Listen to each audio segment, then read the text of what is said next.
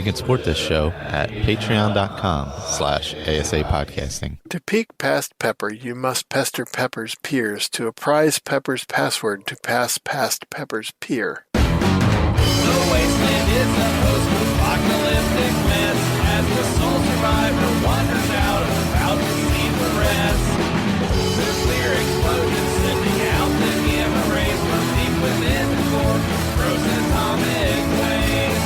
From deep within the core, frozen atomic waste. Hello and welcome to the 504th edition of the Fallout Feed. I am Andrew, joined by a flock of my favorite Fallout folks. Tonight, I've got Jess. What's up, Jess? Hey, Andrew. Greets, everybody. And Ray. What's up, Ray? Hello, hello. And we've got our longtime friend and roundtable participant, Lee, joining us tonight. Welcome to the show, Lee. Greetings, all.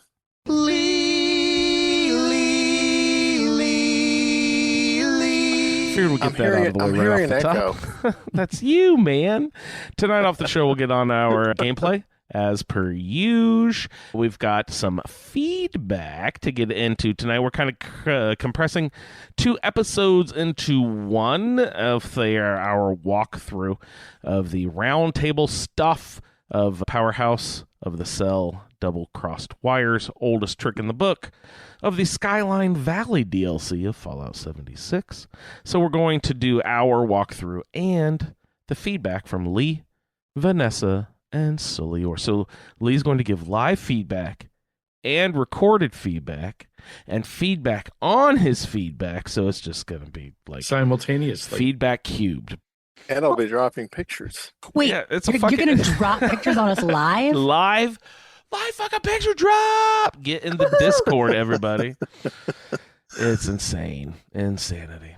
Iguana Bits. Got some Switch 2 stuff coming up I'm excited about. PTS Ghouls Dames. Oh, Dames. And a couple of shouts on our way out the door. So let's go ahead and roll right into it. Let's have our guest have honors. Just say, Lee, did you get a chance to play any video games this week, sir? Well, over the last 2 weeks, Oh yeah, we actually had Starfield. We had a show off, didn't we? I forgot to mention that too. All right. Yeah. All right. So yeah, Starfield. Some of us had 2. Had Yes. like 2. Yeah, Ray. Gosh, you've been gone for a month. Anyway, sorry, Lee. Go ahead. That's all right. Yeah, I played a lot of Starfield, but part of it was due to looking ahead at the quests, and it caused some trauma, and it took about a week before I actually started doing the quest because I had to figure out how my character was going to handle it. So, it's all over and done now. Do you often look past preview before you play it? Well, I usually depend on the feedback you guys do, and there was kind of a vacuum last week, so. Oh, there was. It's all our fault by not talking about the quests ahead of time. You need that. You need that security talk through, right? Totally. Well, more like lay of the land. Yeah. Mhm. Yeah. I always kind of wondered if people played the quest before listening to the episode, or like if the way we do stuff affects how they play it before. You know what I mean? I always wondered about that. Yeah, Probably all of the above. Exactly. It's really varied based on feedback participant. We have some people play along who finish the whole thing in 2 months, but we go 4 total. You know what I mean? So then they're kind of backtracking and talking through it after the fact. There are some that listen and then play it in between. I think these days with most of our players, they're more likely to play it live, kind of like you do, Andrew, where you're like, I'm just going to play a couple days before, no more than that, and that way it's fresh. That's what I try to do. Anyone ever blasted through the whole quest line in like 2 days, recorded everything, and then sent in feedback as we requested? Do you think that's ever happened? Just crazy people. I mean, yeah, that's a bit ridiculous. But I actually, thinking about it, without naming names, I feel like there have been some people who have sent it 3 or 4 weeks ahead at times. Yeah. Beautiful. All right, Lee, what you been playing? You said Starfield, right? Digging into that? Yeah, I'm just messing around with mods and things, and I've posted lists of my both on the PC and on the Xbox, and sometimes they'll change, and I'll update those. And probably don't mention things that don't work so much, and it varies. You have a preference of Xbox or PC? I assume PC for Starfield. You still play a lot of Starfield on Xbox? I still play some because my oldest character, quote unquote, is still there on Xbox. We used to be able to swap them back and forth between PC and Xbox, and this one's old enough that he has that history. So I was just about to ask, when are we going to get the ability to just, since it's Xbox, the fucking Microsoft, come on, Windows, suck it over. We can just play PC and Xbox games, just change it back and forth. But it sounds like you could already do that. So they stopped you being able to play the same character on both? Yeah, what happened was, I think, if I remember correctly, when Bethesda had their own launcher, we were able to do that. And then when they dumped their launcher and went to Steam, I think that messed with it. That's interesting. See, it should be a flawless interchange at this point. You know what I mean? The Microsoft, Xbox, come on. Yeah, well, we can always go back to blaming PlayStation for that. Because when Bethesda wanted the commitment, PlayStation don't play that. It's true. They do now. They do not. Now play they allow fools. crossplay, but it was not built with that in mind. Exactly. It's kind of hard to add retroactively. But as far as the play anywhere aspect, we got that on some games. Like Starfield, I booted up my PC. I'm on the same character that I was on the Xbox because it says play anywhere. But 76 doesn't have that. Yeah. Well, I haven't seen it in Starfield either. Because, I only have the list of the... It's in Starfield with the Game Pass version, but not with Steam. And the other thing I was wondering, I get this stack of stuff that I'm not playing because I'm doing feedbacks and... You have a game stack? Yes, sir. Yes, sir. I mean, I haven't even played... I've had Indiana Jones since it came out, but I haven't played it yet because... I was just about to ask if you've played that yet. Michael was playing that, but Starfield's my comfort game at the moment. And so I had a question for Ray when he gets into his talk. Well, I'm interested to find out if Fall On or Itemfall is the more brutal game. Yeah. I think Bob just 100%ed Indiana Jones. Cool. Talk to him about that. So Itemfall too. That is something I'm interested in hearing about as well. I didn't realize did that release this week, Ray? Or last week? Last week. Okay, I didn't even realize it was out yet. Awesome. Yeah, I'd be into hearing about that. Lee, was there any more gameplay you wanted to mention? Any Starfield particulars or anything? Well, just that I usually write a script because I can't just do it on the fly. Not and get the interaction with the character correct. Of course not. And so this time I got done recording it and I started going through it and it was like 28 minutes. Oh, goddamn. So I went through and I threw away some of the places where I went this place and I fought these things because those are less important. Right. And, yeah, everyone's going to do that too, right? Kept all the interactions and with the lore. And there was a lot of it this week, huh? Round and round and round. Yes. Go here, do this. Oh, twist. Oh, no. Double twist. Go over here, do this. Oh, no. Watch out. Double, triple twist with a blind thing to boot. All right. So. Was the blind thing Hugo? That's what I was thinking. Obviously. Yeah. Yes. The ever effervescent Hugo, our good buddy. Ray, tell me a little about Itemfall. It's really freaking fun. Is it?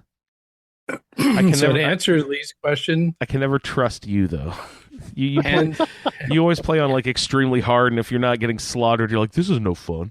Hands down, Itemfall much more difficult than Fallout London. Fallout London is hard at the start, but with Itemfall, you have a very, very limited amount of ammo that you can carry, like 20 rounds at a time. And the enemies respawn every time you enter the cell.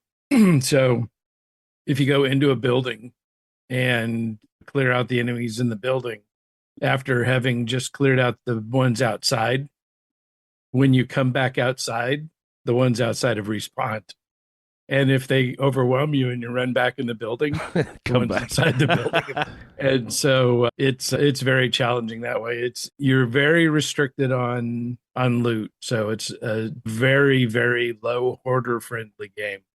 But it's just so much fun and so cool looking. Yeah, it looks great. What a good looking game. It's closer to Stalker than Fallout London, right? Now that you're playing it, is that Oh yeah, for sure. after? Okay. Yeah. But even in Stalker, you can carry a lot more ammo. I didn't realize it was that bad. Oh, wow. Oh, it's bad. I mean, you have to, you have to carry a rifle, a shotgun, a pistol, and a short and long melee weapon. Is melee an option? What do you Melee mean? is an option. What do you mean have not to? great, because if you just have a shotgun, you are going to run out of bullets before you get through all the enemies in an area. So it's 20 per weapon? It varies, but it's roughly 20. And so you always have to have a variety because you're going to run out of ammo. And when you start off the game, everything is rusty. Oh, no. And, Okay. and so, half the time it misses. So there's really no long range reliability. How are the sights, though? Like, because you're a pretty good shot, so you're not out there wasting ammo. It's pretty easy to aim, but they just aren't accurate. Are they doing the Morrowind thing where they're like you just automatically miss because your skill is lower, or the weapons are just less accurate and there's going to be jag? Yeah, I think it's the weapon accuracy because there's not a lot of perks, so there's no leveling, and there's very limited perk advancement. Oh, okay. I think there's 4 categories. Each one has, I should see, either 9 or 12. Maximum. I think it's 9. I think each category has 9 different options for perks. And so the way that you get perks is you find tonics, which let you. So you collect tonics. You can have a perk that. So like gunsmithing, where you can actually upgrade weapons to make them more reliable. Okay. Take 7 tonics. Tonics. And a book to unlock.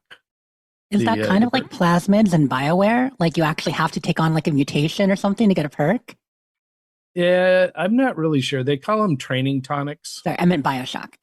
Yeah, but it's challenging. It's definitely a fun game to play. So the other thing is that, there's games that don't hold your hand. This game doesn't even tell you should have your hand out. I mean, it is, you'll find a clue and it'll say, you should investigate this zone. Okay, well, these are pretty big zones. What am I supposed to investigate? I don't know.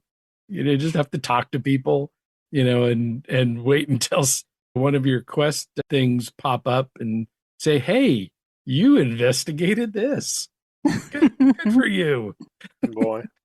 So I've heard it's not too long, right? People saying it's like 20 hours or so. Does that feel like it might be about right for you, or are those people playing fast? No. Yeah, they're playing fast and already have some kind of idea of what they're doing. And although it does not reward you for playing slowly because of the constant enemy respawns. Oh, wait, they respawn too? Do the bullets respawn? If enemies respawn and bullets don't, that's a bad situation. Well, so, the good thing about respawning enemies is that they usually have 1 or 2 bullets on them, when you kill them. So just make sure it never takes more than 1 or 2 bullets to kill them. Otherwise, you're net negative. Jeez. But it is a fun game. It's not an easy game. I don't think it's as bad as, I've never played any of the Dark Souls games or anything like that. But it's not an easy game, but it is fun and super cool looking. That's awesome. I've been enjoying it. It's beautiful. I was just I looking guess at the ammo trailer. is why when everybody started talking about it, they all said the cricket bat was the best weapon in the game. Yeah, I don't know. I kind of like the spiked board. What are you, a super mutant? Yeah. But there's a lot of dialogue with people in the area, and you can choose how you respond to everybody. It's just a fun game. I've enjoyed it so far. Look forward to Uh, dipping in. I'm not anywhere near being done. And I've got a lot more than 20 hours in. Oh, really? Okay, yeah. See, a lot of people are saying a 20-hour game or so. So I will assume that that's the usual exaggeration we get, and it'll be more like a 30, 40-hour game, or maybe longer if you're us. I mean, Yeah. we play Bethesda games, so we get really deep into it. Yeah, we play games not expecting it to go quickly. Right. So, Yeah, definitely never torn through a video game. What else has Rebellion made? they did another series that I liked. I think they did Sniper or yeah. Yeah, that was Sniper them. Elite. Sniper Elite. Yeah. Yep. I had a lot of fun with those games. Is it an American company? Or where I don't think so. Where was it made? Gotta be UK. Yeah. Okay. Cool. All right. Definitely looks beautiful. Yeah, it's real nice. I did play some Fallout London, because somebody's got to. Fair. Fair and deserved. See, Andrew, I will take the hits when I deserve them. He's So he's never going to let it die. I was playing in the unarmed character with, Mad Jack as my companion and finished his quest. Well, one of the quests that I was doing, while we were traveling together that I thought he would be down with is a quest called The Taste of Gold. And anybody that has been inside the Liberty Spikes bar knows that there's this old gray-haired guy, one of the gentry, giving the bartender a lot of crap about something. Well, if you talk to the bartender, it turns out that he was supposed to procure this rare whiskey, for this guy, and hadn't been able to find it. And so he tasks you with finding it. So you end up traveling all over the map to a bunch of different bars and to this hotel full of cultists, and you find the cask. Well, you do find it and you bring it back to Liberty Spikes. Now, here's where the spoiler is. So if you haven't played this quest and you really want to, tune out for a second, because La la la la la. the cask falls on the floor and all this priceless whiskey spills out on the ground. Well, this guy is expecting a glass of this rare whiskey, and the bartender's freaking out and suggests that you can't just put cheap whiskey in it. They'll know that. So he suggests that you pee in it. I was about to joke that, what are you going to fill it up with cheap whiskey, then pee in it or something? And that's actually what they suggested? Holy shit. Yep. I was going to suggest that's a goddamn joke. What? How is that supposed to The work? wasteland. It's a wasteland out there. Never drink something you don't know what's in the bottle. So it surprised me when I got the pop-up that Mad Jack didn't like that. So I had reloaded the save before we went in and then carried on with him. Well, once I kicked him to the curb after getting max affinity, I went back and did it, and it's still funny. That reminds me of the meme that somebody made where the two characters from the Fallout show are talking, and the one says, "You're a coward," and the other one says, "Yeah, we all are. That's why we save scum before voice checks." Yeah, that's perfect. That's perfect before speech checks. Exactly, Chet. Yeah. So it's still been playing Skyrim, my little sneak thief character. So that's been a bunch of fun. No Man's Sky, we got a new expedition. Andrew, does Mo play No Man's Sky at all? I don't think so. Maybe he's loaded it. I don't know why. So do you see my Xbox on it occasionally or something? No, this new expedition is paleontology. Oh, you get a bone scanner? So you used to always be able to dig up bones and sell them, but now you can put them on display. Ooh, that's fun. in your outpost or in your ship, your freighter. Yeah. And so now the new expedition is all about building these different kinds of skeletons. That's pretty amazing. And it's super fun. There's so much variety. How often do you find a complete skeleton in one location? It depends on how big, there you can find an area that it has 5 or 6 bones in one space. Uh-huh. So it's possible, but most of the time you go to several different locations on a planet and get all kinds of different, you may come up with 2 or 3 different kinds of skulls and different kinds of torsos and legs and wings and all kinds of stuff like that. So it's like taking the jigsaw puzzles and dumping them all out on the floor at the same time. Oh boy. Yeah. Yeah. But then, there's no wrong combination. You make them as crazy as you want to. Oh, okay. So there's not one skull goes with one torso. You can make a crocodile with a long neck, or a deer with no neck. Oh my God, you can play paleontological god or whatever. Exactly. Yep. You okay, create so all now, these weird things. Now, how do I bring those to life? They grow muscle on the bones, and that's the part 2. Yeah, that'll be the next one. You'll have to ask the Institute. Yeah, ask those Jurassic Park scientists. What was that? Who were those? Engine or something? So, and then, hop back into Starfield, only not into my level 200 plus character, because that one was getting too easy and too boring. Of course. And I'd gotten all of the skills unlocked that were feasible. And so I started up a new character, and this one is a smuggler.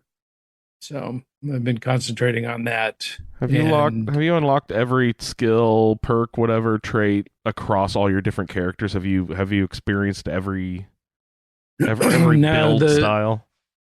No, the social skills, there's a few of those that are just dumb. Ray, you're such a social guy. And I'm just not interested in doing what I need to do to unlock those. So, I mean, beyond barter, I assume you see the advantage in barter and stuff like that, right? Yeah. But like the theft skill, there's... Yeah.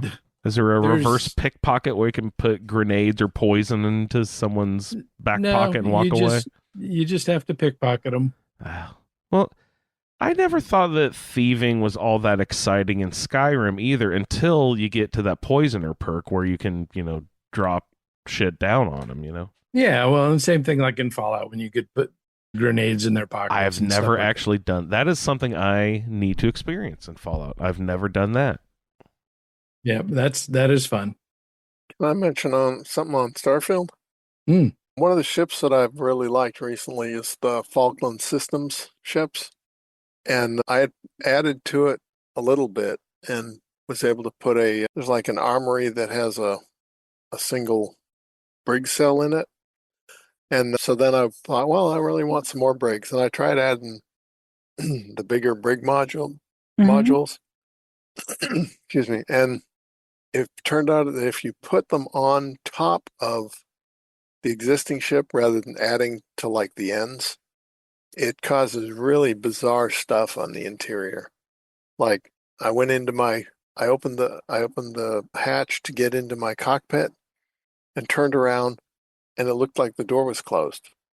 So then I walked through it and looked back at it, and it was open. It's that kind of stuff. Plus, it would throw phantom walls up in strange places and all that. So if you add to the Falkland ships, be careful. I'd say, try and go to the sides or out the front and back and extend the length of it. Yeah, I wonder about rebuilding from scratch with some of those modules. Have you tried that at all yet? No, I don't have enough time. It has some gorgeous modules there. For those who don't know, the Falkland Ship Services is a pretty big creation for Starfield. Yep. with a bunch of new ships and a new Falkland headquarters, a whole new area of New Atlantis, really, right? Yeah, least a and large there's building. there's like a mall or something. hmm And yeah, the interiors are just gorgeous. Full of scrap and stuff, neat stuff. Yeah, I pulled up a couple of new mods for Starfield to try. One of them is called the Galactic Storage Network.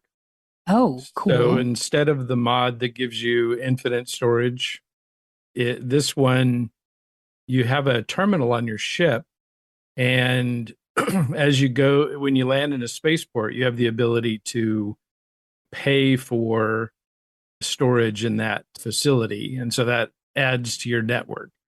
And so now everything you have stored in your network shows up in your ship when you land at that landing site.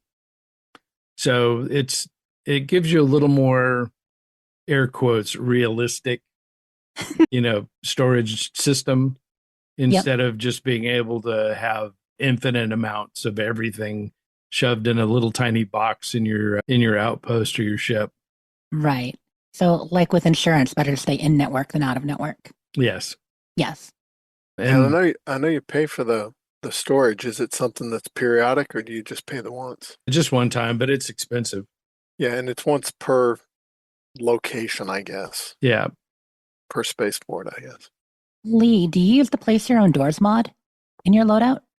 I don't have one by that name. I have some additional doors and things I can use, but you've got different mods doing different things, and sometimes they Right. don't interact well. So Oh, definitely. I only asked because they came out with a patch specifically for place your own doors because they were having trouble with doors in Falkland without it if you had both mods. So okay, make Yeah. note of that. I've seen a video on that, and that's a super handy mod. it really is. Being actually able to set where the choosing- door. Yeah. Like, how nice can you place your own ladders, place your own doors? Like, I don't know about you, but I feel like this is kind of an important part of designing my ship. Exactly. And then the other one that I'm trying out is the legendary module recycler. So it puts a system in very much like 76, with the exception of you put a weapon in that has like elemental effects. You are going to get a module for elemental effects.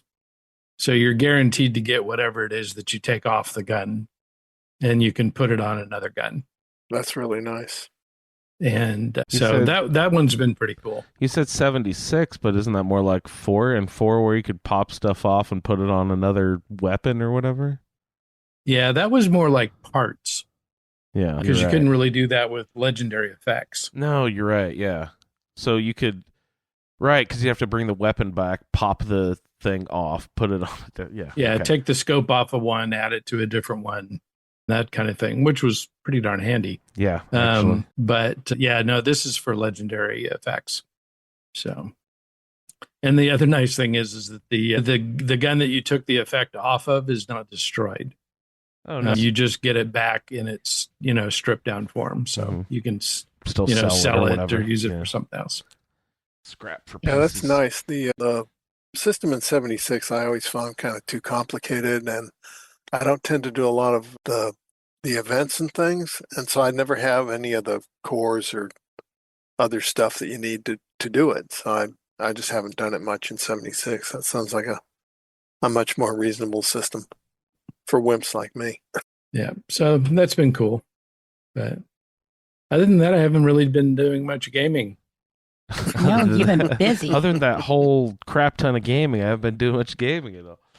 All right, thank you, Ray. Hey, Jess, have you gotten a chance to play any video games this week? Did you play any Atom Fall or anything fun?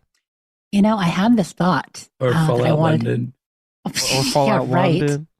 Yeah, right. No. So we talked about 2 weeks ago, right? Last episode that I got Fallout London installed and running, which makes you think that'd be an optimum thing to have if you were going to play it. But that didn't happen. Atom Fall, Boo. excited about that. And the pictures look awesome. I have it all installed on the Xbox. I got it all installed. Haven't played that. Yeah, I haven't played a whole lot of games the last 2 weeks. But I definitely got some Fallout in there, some Fallout 76. So really one reason why I didn't do so much is because, first of all, when I get in project mode, you guys know how I am. And I get on things and working on things. So that happened. But We released a games episode or two. That was cool. I spent last weekend working on the Fallout Lorecast. That episode should be out Monday. And kind of focused on the soundtrack, because there's some really cool things happening around the Starfield soundtrack just recently. Yeah, I think you said Fallout. I think you meant Starfield Lorecast. Yes, Starfield Lorecast. Apologies, crossing the streams. But I played Fallout. A couple things I did. So I booted up my Fallout 76 PlayStation character for the first time since probably last November, because just hadn't been on PlayStation. If I'm only playing a little bit, I'm going to play on the main character. Got in there, worked on my camp a little. We are rehearsing again for the next Wasteland Theater Company play, Nice. Which is exciting. Mm-hmm. And we knew what we were going to do. We actually have 2 scripts kind of in the works that North was working on, and we've been talking about for the last 6 months. Yeah. And then we just switched it. So we're actually going to be redoing the Scottish play. Is going to be next, and we're hoping The Scottish kinda- play? yes. Is that the name of the one Macbeth. you don't say? Yeah. Okay. Yeah, it's fine to say we're not in the You theater. said We it. can say it. What are you doing? It's cursed. We're not in You're the cursed. theater. You We're might as well okay. not even do the fucking production. Done. So And you had a visitor to your readings and got a pretty neat shout out. too. Oh my God, Gordy stopped by, didn't he? it was no, it wasn't Jordy. Close. Oh And no, not Jordy. I know. Okay, you know this person from some other thing. I know him as Gordy, John Cusack's little brother in the movie, the adaptation of The Body, Stephen King's story of Well, of Stand By Me. course, Stand By Me. Little Gordy. You know him as, of course, he was Gordy, yeah. but Shut Well, up, Wesley from Star Trek. what was Something. his Star Trek character's name? Wesley Crusher. Wesley Beverly Crusher. Mhm. No, tell Pretty me big all character about in this. the I'm pretty seasons. pumped to hear about this. So just kind of a funny thing. So we're doing our first table read was last Sunday, getting all together because, we're doing Macbeth, like I said. So we were together doing the first table read with all the new people in a theater. And when we do table reads, it's live on the server. So we're on PlayStation. And while we're sitting there reading, people kind of come in and come out. They jump in, check out the camp. They look for the vendor.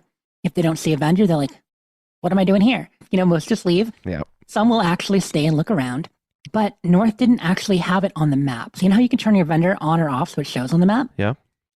With the theater rehearsal, we weren't even going to show. But despite the fact that it's not there fast travel, you can still see that, there's 12 players kind of Yeah. congregated together in one area. It's like, oh, an event just finished. Let's go see what these people are up to. Exactly.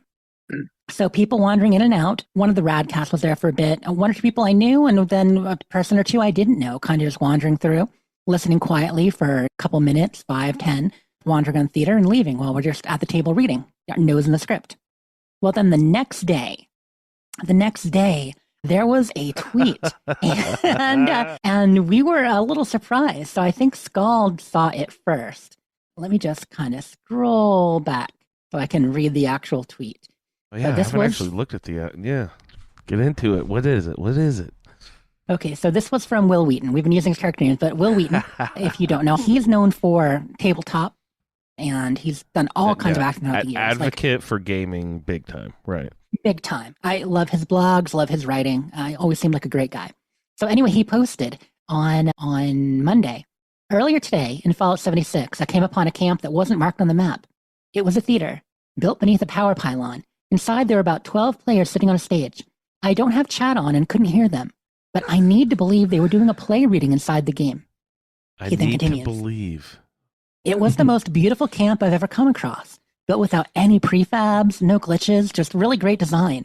It felt as real as anything I've seen in the game. On the unlikely chance someone from the Wasteland Theater Company sees this, bravo. You brought some joy to this old mutant. On the unlikely chance. Of course On you're the going to unlikely- see it. I mean, but you're tweeting into the void, but admittedly, Will Wheaton has more followers than average, so Oh, absolutely. word gets out. But yes, that was seen, and North responded, and he said, yes, hello, that was us. We were doing our first table read for upcoming live performance of Scottish play.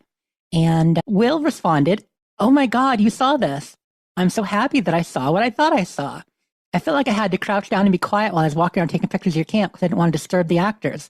I love that you all are doing this. Thank you for replying to me. And you replied, that was your goddamn camera. I was trying to shut the fuck up, man. We're having play practice, motherfucker. Nobody got in the Fucking way. Nobody coming up on our play. Sons of Nobody bitches. actually got on stage. People wandered, but yeah. But it was just the funniest. I love that you saw this. And North said, hey, we're always looking for Fallout fans to act with us. So Oh my God, he did not. He did not propose Will Wheaton appear. Oh, I love North. He's is like, it hey, going to make scale? Because we're having the conversation. Let's just Will put it out Wheaton's there. got his card. I hate to say, he has to make at least scale. Sorry. Well, the thing about scale is that, and I've learned this through the Axonar stuff. Oh, if was Jess makes nothing, there you no, go. if it's for new media, quote unquote, which this would certainly fall under, if you get somebody like that to commit to doing it, they can accept, I'll take it, I'll do this for a cheese sandwich, that kind of thing. They can make those kind of deals if they want. Oh, you know? nice. That's fun. If they think the project is fun, that's cool. Right. Yeah, and they're non-union deals and stuff like that, of course, right? Yeah. And this I didn't know if they were allowed to awesome. do non-union stuff or not. Yeah. Yeah, this is I'll awesome. do it for a Congratulations. bloody 10 mil. I mean, that's fair. We can make that happen. Yeah. You know. Jess can source all sorts of that stuff. Well, and we got, like I said, one of the Rad Cats was there, and nobody is better at grinding and finding good loot than the Rad Cats over on PlayStation. They're a great group. In fact, that's actually the group that often shares the Atomic Shop stuff over on Twitter that we retweet most Tuesdays. Is from the Rad Cats. So they're a PlayStation group. Really, really good players.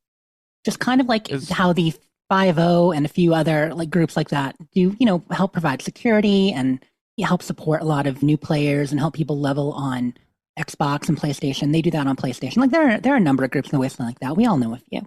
I didn't even think about it. Like, are most of your Playhouse on? Are you guys PC or Xboxers or all PlayStation? Yeah. Now PlayStation. Wow. The players are from all over, but I mean, honestly, this is the biggest reason I got a PlayStation. Was for the Playhouse, right? Okay. Right. I wanted to be able to show PlayStation camps on stream too. Sure. Yes. But I was making do with having other people kind of send me their camera, and I would just like link it in and pipe it in and all that and watch vicariously. But when it came to the theater, that did not work.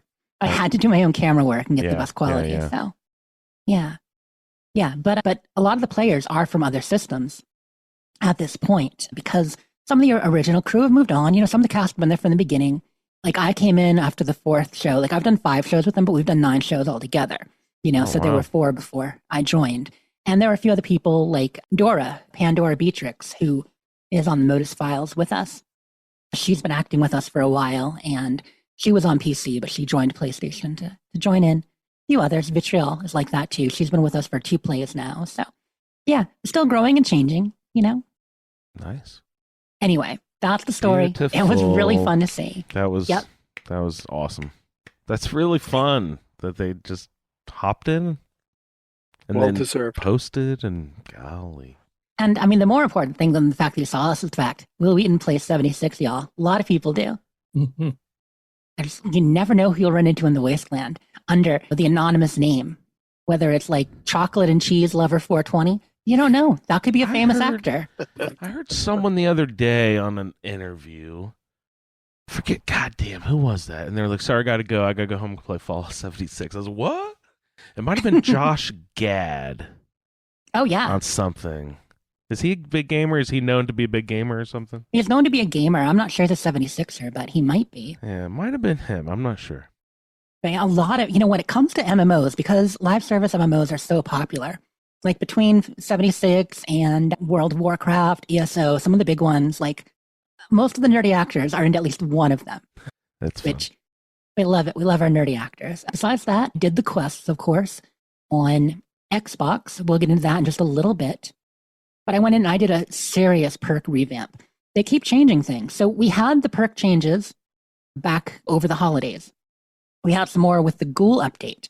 But this last update just happened. We've got a few more things changed than I realized. And on the PTS, which we'll talk about in the Iguana bits, there are a bunch more perk changes. So by the time we're done with this, the change will be pretty extreme with the way what perks do and what you assign in 76 then versus what they were a year ago. One of the big things they're changing is they're making a lot less weapon-dependent perks. Like, we talked about Onslaught a bit last week, and I won't get into that too deep, but the way that, like, some of the Gunslinger changes, the actual cards, and Commando or Guerrilla, they don't affect specific weapons anymore as much as what the weapons do, So they can be applied to multiple weapons. And they're going to be doing that with Shotgun coming up soon, with the Shotgun perks and a few others. But I wanted to create a good onslaught build for my character. So I've got it now where I've got 3 out of the 4 main onslaught giving cards so that I can get my character up to, I think, 12 onslaught. And it's really fast to get that with a shotgun because each pellet counts as a hit to build up your onslaught. And every point in onslaught you get is 5% more damage. So if I get up to like 12 onslaught, that is 60% extra damage right there. It only takes like 2 shots to get up there because you get 8 per shot. And then they go down 1 a second. So when you've got to fight with a lot of enemies, having an onslaught build really helps. I don't have my new loadout in front of me. I know some of y'all remember or know already what the different perks are. Yeah, I was, when I went in to play the quest, I'm like, what's this stupid little icon for? Yeah, it's a little square down the lower right hand. Yeah. Yeah. What is it? What is the icon? Yeah. And so I couldn't figure out, I tried hovering over it and, whatever to try to get it to tell me what it was. And I was like, oh, forget it. I've got stuff to get done. So it's over where your ammo is, and it's a little number in a square. And if you don't have any onslaught stacks happening, you're not going to see a number there. Yeah, it was after that, after I had gone through and killed a bunch of things, I noticed that there was a little number next to it. Yeah. And then I thought, okay, this is that stacks thing that Jess was talking about in the last episode, the one that I wasn't on. Yep. And so that's what that is. I have no idea what it does, but I can still kill things, so I don't care. Well, a good way to think of it is the number will go up with every hit you get on an enemy, and it will stack. You can only start getting these stacks if you have either those mods, Furious or Pounders, on a weapon, or you have Guerrilla Expert, Guerrilla Master, Gunslinger Expert, or Gunslinger Master mounted. If you don't have those legendary mods, you don't have any of those 4 cards, you're not even going to see this. It won't exist for you. It's going to be the same as ever. I'm a gunslinger build, so... Okay, and that's why. And so now Gunslinger, it no longer, like, pistol damage up like it used to be. It used to be 5, 15, 20%. Now, Gunslinger Expert does +1 ranged weak spot damage per stack, and Gunslinger Master just gives you stacks over time. So it's no longer weapon specific. It'll work on any weapon. And they're doing the same thing with shotguns, which kind of blew my mind, and a couple other weapons. So it's a real change.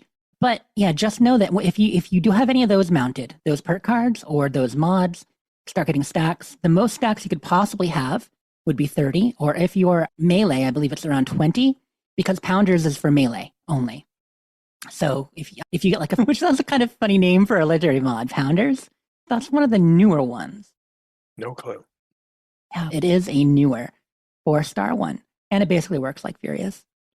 So, but why do they? I don't understand why they're giving it a new name just because it's the 4th star. Oh, because you get more damage. So if Furious is 5% damage per stack, Pounders gives you 10% damage per stack. So it's actually going to double the bonus you get from your... Call it Super Furious, like Extra Furious, like Furious Prime. Call it Furioso. El Furioso, the return of Furious. Anyway, it's a great system. I'm actually liking it. And if you do start playing with it, it's not that bad. Angry Turtle has a good video on it. Mr. Church has a good video on it. The usual suspects. And I talked about it more last week in a little more organized fashion. But I optimized my build for it. It is really helping. It's pretty great. Cool. Well, so now it'll actually make sense for me to add more Master Gunslinger cards then. Because normally I just do one Gunslinger, 1 Expert, 1 Master, because that gives you the most efficient. I think they're only 1-star cards now. See, that's the thing about these. It might cost 2 points to mount or 3 points to mount, but they're only 1-star cards. I've only got a few more quests to get through, so I'm gonna jump into the PTS real quick. Just as long as I can keep killing things, I'm all right. So here, I was mentioning shotgun difference. Okay, so let me see if I can pull up those perks real quick. I want to let you know what they actually do. Rifleman, more people use rifles. So Rifleman was the same. It used to be 10%, 15%, 20% damage. Now, that's the case for level 1, but level 2, scoped weapons have 50% more range when aiming. And then Rifleman Master deal 25% weak spot damage while aiming. So again, they're changing what all these cards do. For Shotgunner, here we go. I do more damage against crippled targets on the first level. Weapons to fire multiple projectiles gain 30% range. And then each projectile or weapon fires increases your damage against crippled targets for Shotgun Master. So, see, they're changing all these cards to no longer be weapon specific. They just maybe work better for certain weapons. But it's interesting. Anyway, that's enough of that. Also, I found a really cool rock. I was exploring in the game before the quests last night, because I did some of the quests Tuesday, Wednesday, and then I did the bulk of them yesterday. And while exploring, I realized, I bought 10 camp slots, you guys. You may recall, we got more camp slots and I bought all of them. You may recall, but I didn't actually, because I've slowed down how much I played 76 the last year or so, I hadn't built them all out yet, but I just have my 5-6 main camps. I started flipping through the ones to see, wait, this doesn't say unplaced. Yeah.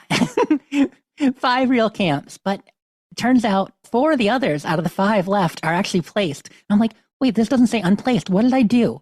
So I went to one. I'm like, oh, I was building in the Sundew Grove. Okay, and there's a water slide and stuff. Well, I guess I was having fun with that. Then I went to another. I'm like, oh, I built something at the very southern exposure on the map here. And I was thinking I was going to build, because, you get these ideas late at night and you forget what you were doing. And then one of them, I had found a rock. And at the time, I didn't think anything of it.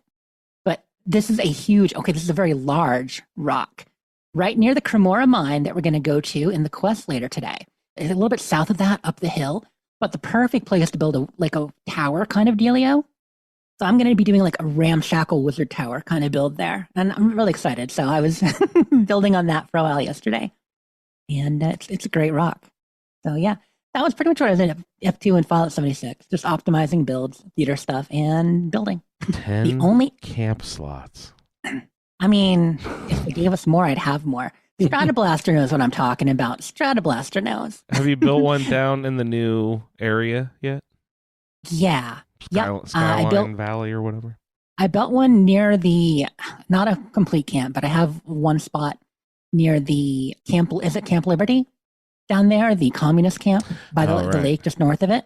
And then this rock that I'm talking about is down there. With Bear Island in the middle? Mm-hmm, exactly.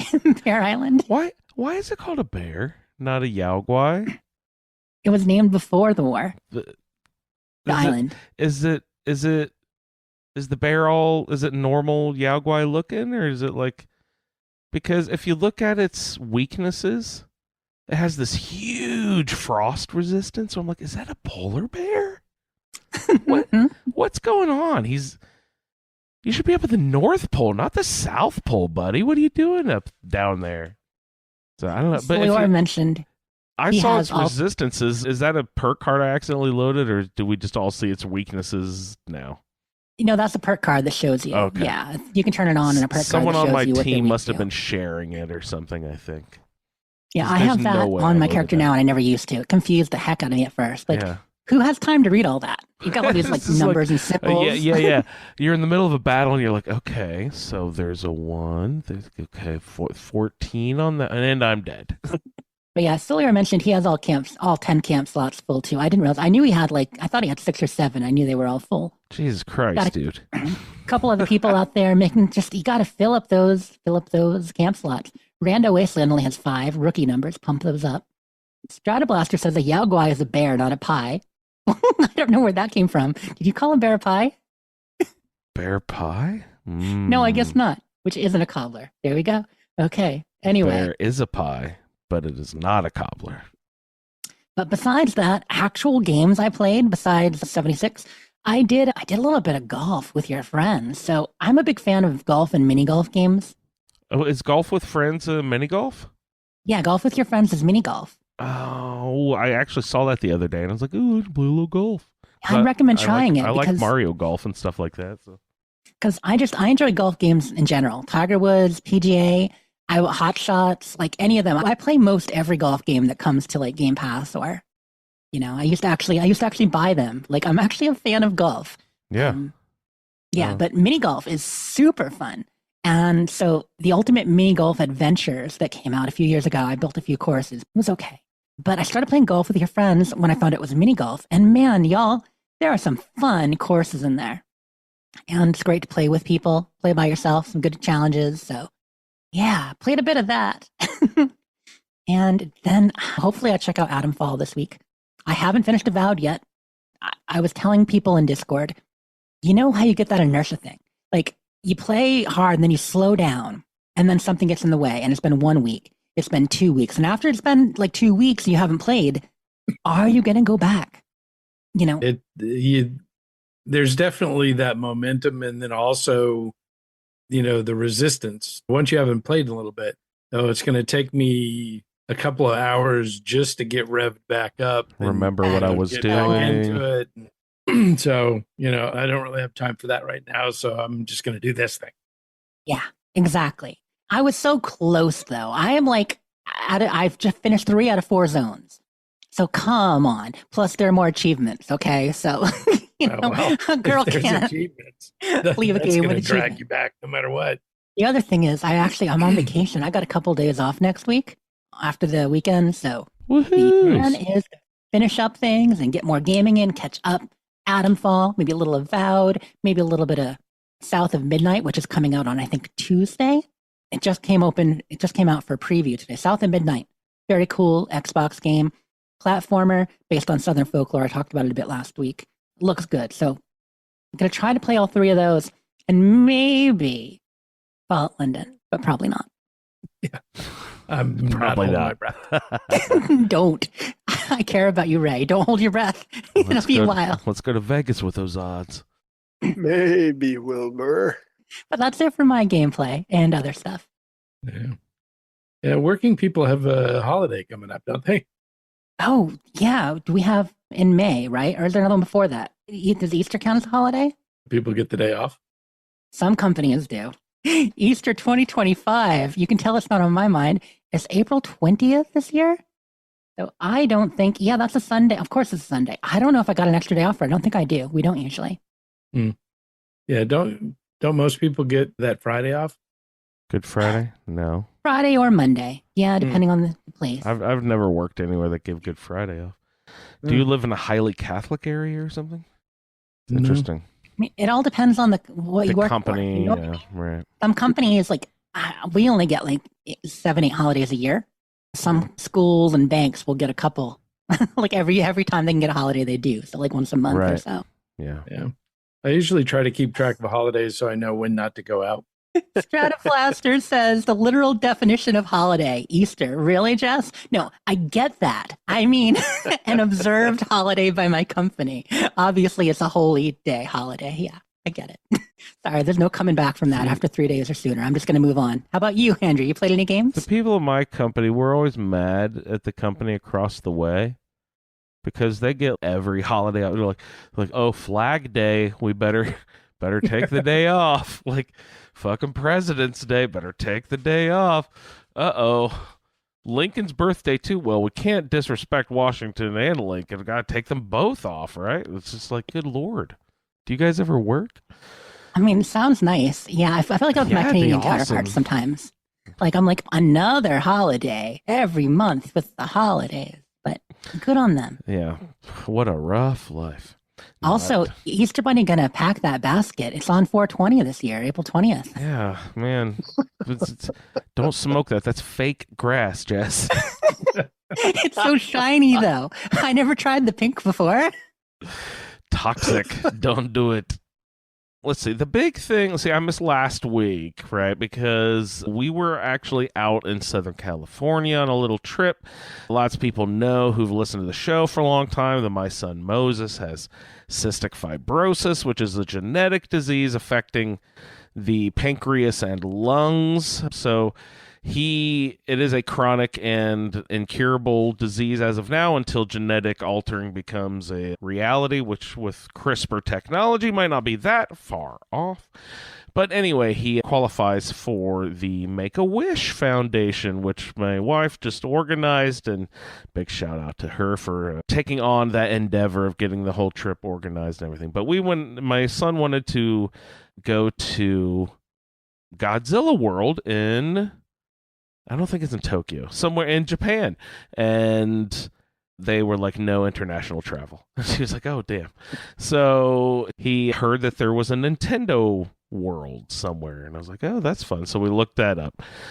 Turns out, and not in Orlando yet, but in Hollywood, California, Universal Studios has a Super Nintendo Land. So he wanted to go over there and check that out for his Make-A-Wish trip. So we did that, and we also did the LA Zoo and the Long Beach Aquarium. It's not called Long Beach Aquarium. I forget what it's called, but it's down in Long Beach. Pacific Aquarium, something like that, maybe. Yeah, probably the Aquarium of the Pacific. Yeah. Aquarium of the Pacific. And on the way down there, we stopped at the La Brea Tar Pits, which, like, everyone makes fun of, right? It's like, oh, stinky, like, tar on the ground, whatever, who cares? But, like, it is seriously the fucking coolest place.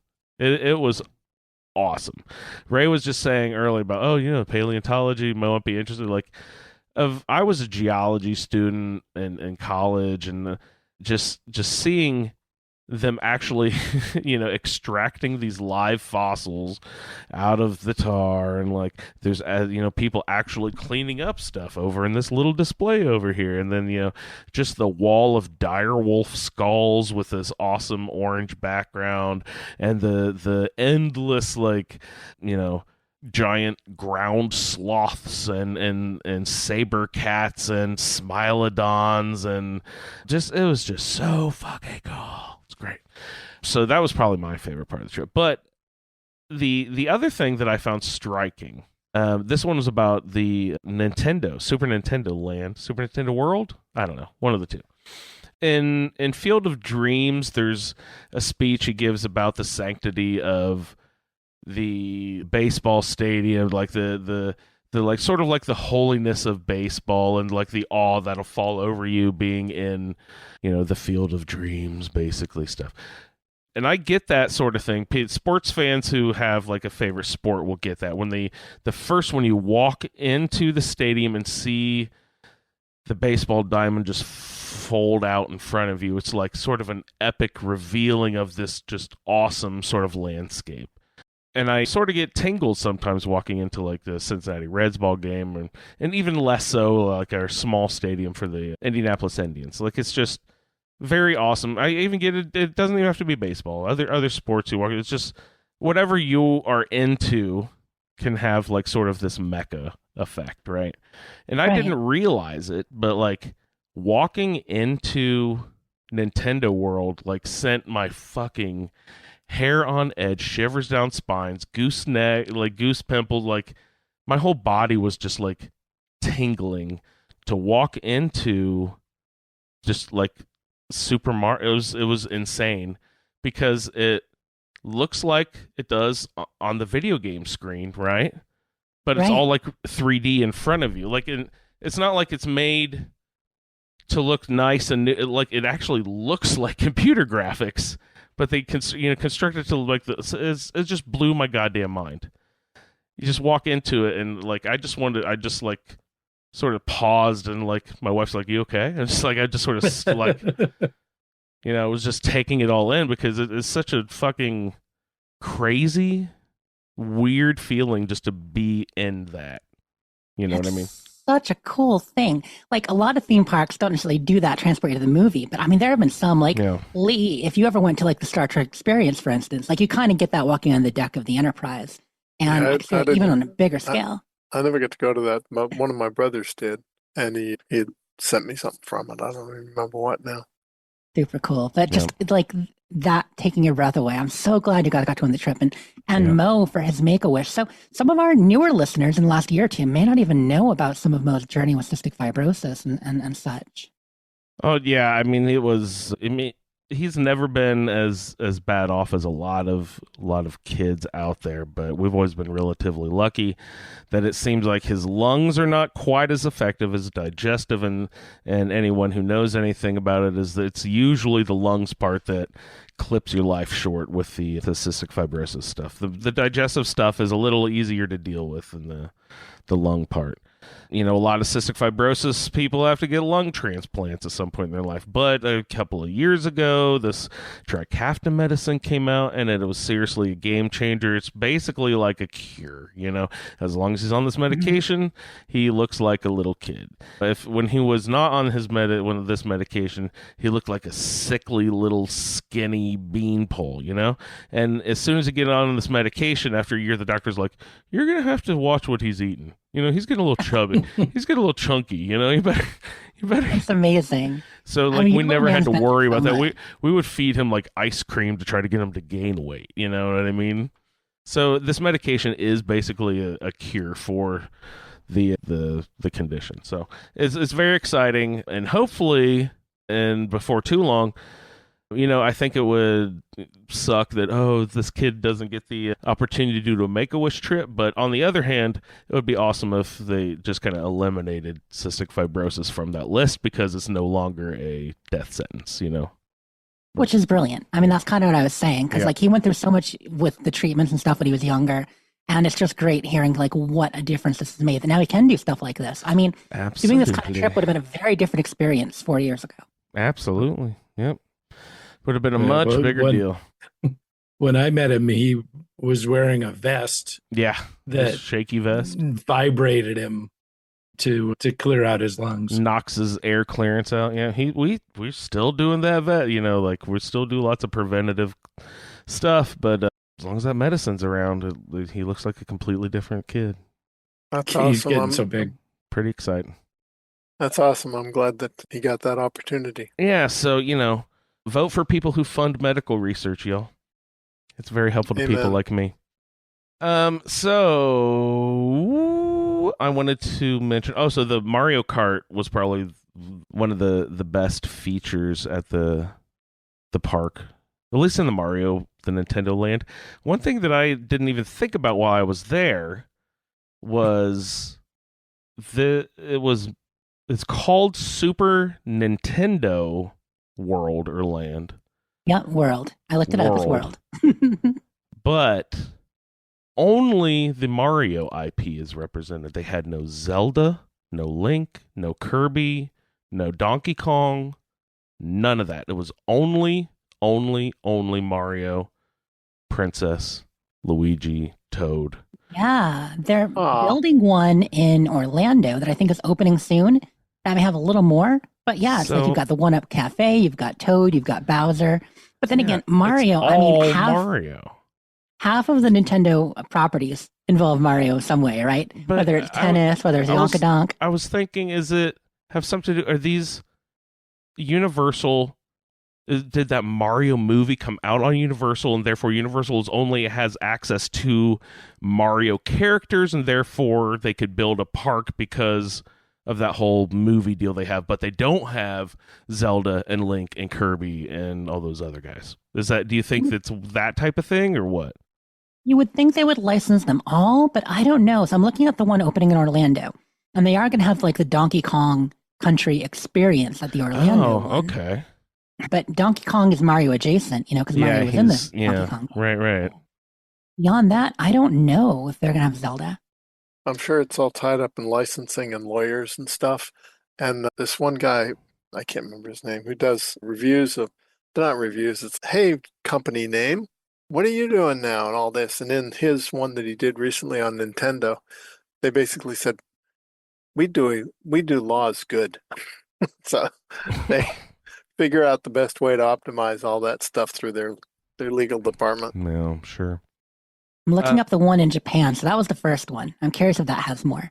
Mm-hmm. I don't know. Anyway, but I'm glad you guys had a great trip. That's amazing. Yeah, well, one last thing I wanted to mention, Mo was raving on our way up the elevator after he had such a fun time at the park that day, and there just happened to be this random lady in the elevator with us, and my wife, being her outgoing self, struck up a conversation, and Mo was going off about how much fun he had, and this lady was like, well, I'm glad you guys had such a good time, and yada yada. All right, we got off the elevator, have a good night. A couple hours later, I get a phone call from the manager of the hotel saying, hey, we just got a phone call from one of our guests, and they said they wanted to get in contact with you because your son had such a good time. He was on a Make-A-Wish trip, and she blah, blah, blah. Anyway, that lady who was in the elevator with us worked for some tourism, and she company, and she was in like reviewing the park for something that her thing. So she's like, oh, I'm glad you guys had such a good time. I was here reviewing the park, blah blah blah. And she's like, I would like my company and I would like to treat you guys today. So she like sent us a big In-N-Out gift card, so we got to go In-N-Out and had a really huge big dinner and everything. So that was just like another huge surprise that wasn't even planned by the Make-A-Wish people. It's just some other charitable organization just happened to be in the fucking elevator and treated my son, got like a In-N-Out t-shirt and burgers and like everything. So it was just good on top of good on top of good. So does he want to move to California now? Except for fucking getting goddamn anywhere in California is a fucking nightmare, bro. Oh God. You want to go 7 miles? Nobody does traffic like LA. You want to go 7 miles? Plan for a good 3-4 hour drive. It is insane. Insane. They need underground rail so bad there. All right, guys. What else did I get into? I was on the road, started a new shelter, of course, just because I was bored with the one that I got to. I'm starting to be like Ray, where I don't even want to complete shelters anymore. I just want to get through that like first hard part in the first 20, 30 levels of it, and then kind of restart and try something else and like do other weird shit and see how I can punish myself through doing weird stuff in the game. So I was doing sort of like another weird staggered thing, but I've already gotten it up to like level 45, gotten a couple of Mr. Handy, so it's about time to scrap that one, start a new one, come up with another idea. But the rites of spraying event is now happening in Fallout Shelter for anyone playing, and if you get the wordplay there, so it's the rites of spring, of course, and they have this quest, Saving the Light, where it's of course a play on daylight savings, but it's like, oh, there's so many stupid like E-stir. Like they don't understand. They understand they've heard all of these things, but they're misinterpreting everything. So it's really funny, all the little jokes and everything they're telling. So the Easter event is going on for all of you shelter players out there. It's a really good time. And what was going on this weekend with all the events? We're doing Graham. We had Meat Week. We had Fashnacht. We had all sorts. It was just so crazy, all the events that we're cycling through. What was up? April Fool's weekend in Fallout 76. Oh, it was April Fool's. Okay, I didn't even put that together. I was like, what the fuck is going on? That classic thing. Every year, people are like, what the hell is happening? They log in, they're like, wait, Santa scorched? Yeah, yeah, what? So what is happening? The first couple of years, they just did it on April Fool's, and it was just jingle scorched. But starting like last year or the year before, they started doing more days. Now it was like a 4-day event. So we got aliens one day. We got Fastnacht marching another day. Fastnacht was on Sunday. Graham was marching. I'm like, what are we doing? Yeah, I did the saddest Fastnacht ever on PlayStation. After the theater rehearsal, I went to Fastnacht and a couple people from the troupe were there, but it was like a rainy day. Like everything was gray and dark in the game, and there were only a few of us showed up. And then the robots, none of like the attacks almost didn't happen. So like the robots are marching, get to where the toads attack. There were like 3 measly toads that attacked. Oh, poor toads. And we get to the mutants. Like there were like maybe 3 or 4 super mutant suiciders, maybe a mutant hound, but like it was a quarter of the enemies you usually get. And so we're just marching in the rain, no real excitement, no real explosions. I'm like, this is the saddest Fashnacht ever. But I got a Scorch Beast mask over there, so that was nice.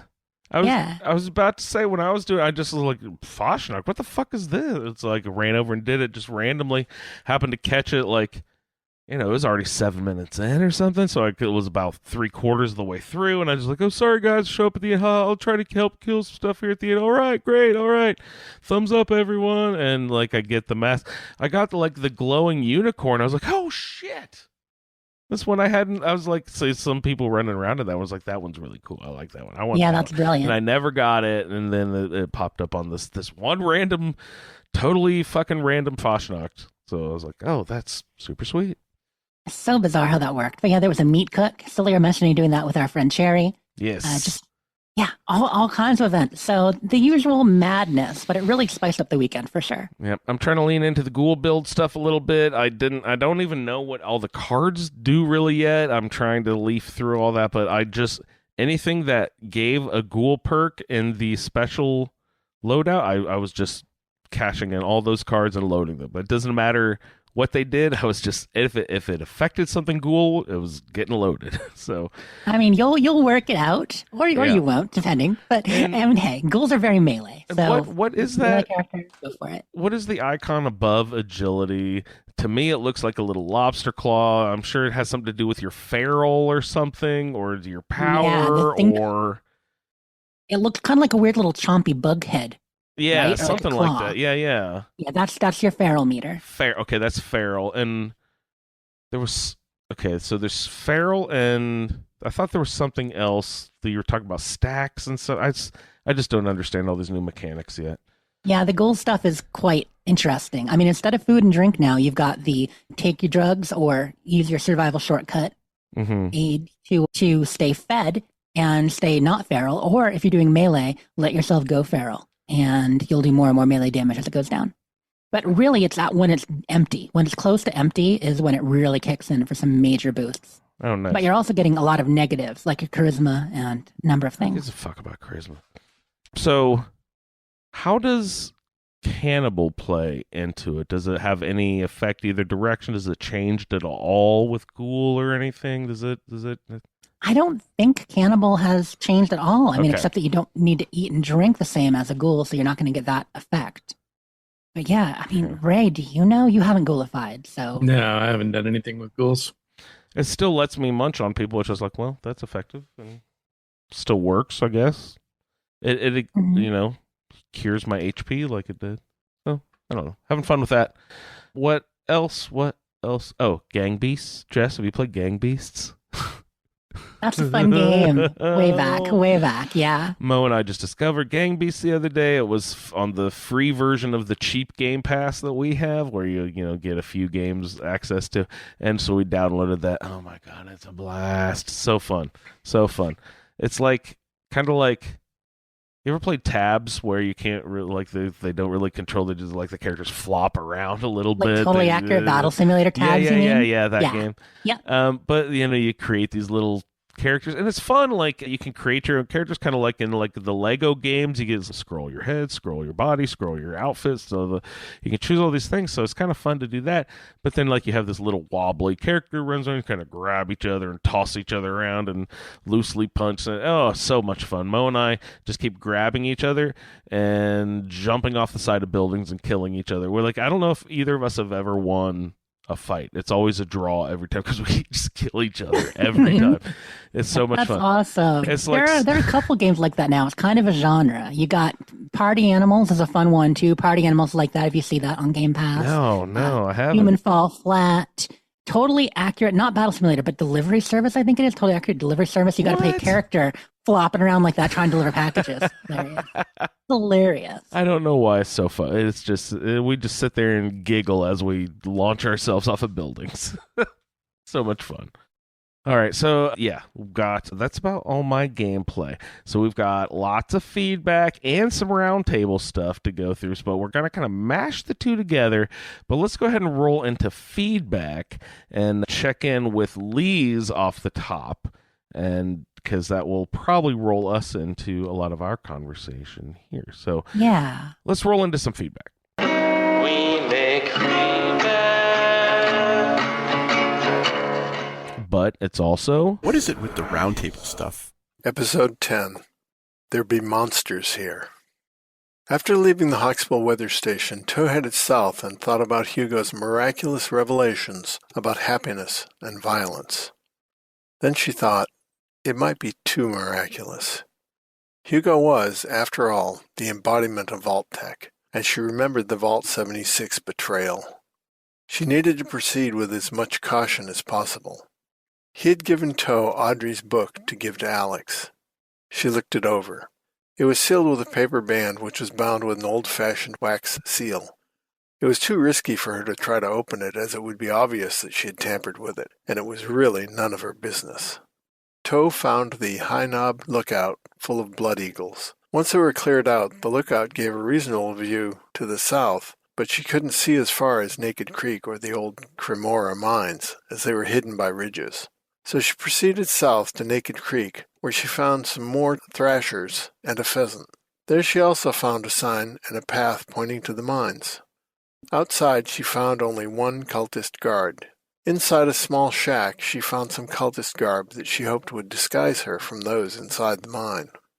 Heading into the mine, she found some of the strangest Mothman cultists she'd ever seen. They were talking about the Mothman not with devotion, but more like junior high school kids rehearsing lines. Something weird was going on. She found one guy named Blair who was willing to talk, and she quietly suggested that they both might not be true believers. He loudly proclaimed his faith in the Mothman. Then in Soto voice, he whispered, "Shh, keep it down." This led to more quiet conversation where she learned that there were a lot of non-believers here who were allied with Alex, and their binding philosophy was a shared hatred of Hugo Stolz. She kept looking around and found a man guarding a tunnel who insisted on a password to get into the tunnel. Wandering around some more, she found Adept Scarlet, who appeared to have Alex envy. She seemed to be a true believer and resented the teachings of Elder Pepper and his password. She had his password, but gave it out too freely and was now denied access to the Great Chamber, thus her envy of those among Alex's chosen. Finding Toad to be a kindred spirit, she went so far as suggesting a search of the area around Alex's room. It turned out to not be far from Scarlet. There, Toad found a note about how Alex had only survived Hugo's assassination attempt due to the bombs dropping 25 years ago, and she had since devoted her life to making Hugo pay and to free Audrey from him. She also found a note complaining about needing a password, and the current overly complex password which seemed to be the result of her running out of ideas. Quote, "To peek past Pepper, you must pester Pepper's peers to apprise Pepper's password to pass past Pepper's peer." Whew. Well played. End quote. The password worked, and soon Toe stood before Alex. Toe admitted to being there to free the sacrifice. Alex assured her that if that happened, Toe would become the next sacrifice. She allowed further questions, however, and Toe learned that her reason for choosing Cassidy as the next sacrifice was simple. If she could not have Audrey, Hugo could not have Cassidy. She gave some of the Mothman school believers nice fresh Vault 63 vault suits, and they snuck in the open basement entry and captured the comatose Cassidy. Her followers, in addition to the true Mothman, are people who lived in the town of Dark Hallow Falls and refused Hugo's offer to buy their land to build Vault 63. During a town hall meeting, Hugo then announced that they would all be provided safety should the bombs fall. So they moved out and were denied access while the vault was being built. Needless to say, he had stolen their land and they were never allowed back in. Toe was starting to understand the true nature of Hugo Stolz. Alex also doubted that Audrey would take her back with what she had become. Toe then gave Alex Hugo's peace offering, Audrey's book. Toe immediately regretted handing the book over. Alex recognized the book as one she had given Audrey, then broke the seal, and despite her gas mask, the cloud of poison enveloped her, and she died while asking that Toe tell Audrey of her undying love. Toe didn't have time for regrets, as the nearby Mothman saw what had happened and immediately attacked. When they were gone, Toe realized that all she could do now was to try to rescue Cassidy. Behind a waterfall, again, ironically, she found a barred room that she hoped would contain Cassidy, but it was empty. Searching further, she found another room in which Cassidy lay. The room had been used as a prison before, and there were handcuffs fastened to the wall by the bed, but they were not used due to Cassidy's coma. Toe checked Cassidy and found she was still warm to the touch and had not been harmed as far as she could tell. Being alone, she could not hope to safely move Cassidy. The only thing she could do now was to eliminate the Mothman and non-believers alike to open up the mine for a later rescue of Cassidy. She quietly closed the door and began her purge. After eliminating Elder Pepper, the cultists showed their ignorance of tactics and dutifully approached her position one at a time. Toe no longer saw misguided people. She instead fed her blinding rage fueled by Hugo's and Vault Tech's continuous string of betrayals, and her training took over. The Mothmen were the only thing standing in her way. She gave no quarter. When they stopped coming, she moved into the rest of the mine, killing all. Toe left the mine to rejoin the drizzling rain and pallor of the mysterious storm. During the long walk back to Vault 63, Toe visited all the stages of grief, and exhausted, she set up her tent to work her way through it. She had passed through disbelief of her foolishness, raging at Hugo and the sky itself, negotiating between her grief, rage, and desire to make the world a better place, till finally she accepted what she could and could not do, and not intending to, she cried herself to sleep. When Tow got back to Vault 63 and confronted Hugo about his sick plan at revenge on Alex, he tried to justify it. Audrey came in and railed at him and asked how Tow could be so naive and not realize that Hugo would stop at nothing to see Alex dead, stating that murder is nothing to him. She went on to call him a psychopath, and Tow could not disagree. Hugo, surprisingly, also agreed, and hoped that Audrey could accept the truths of our harsh world that justify his actions.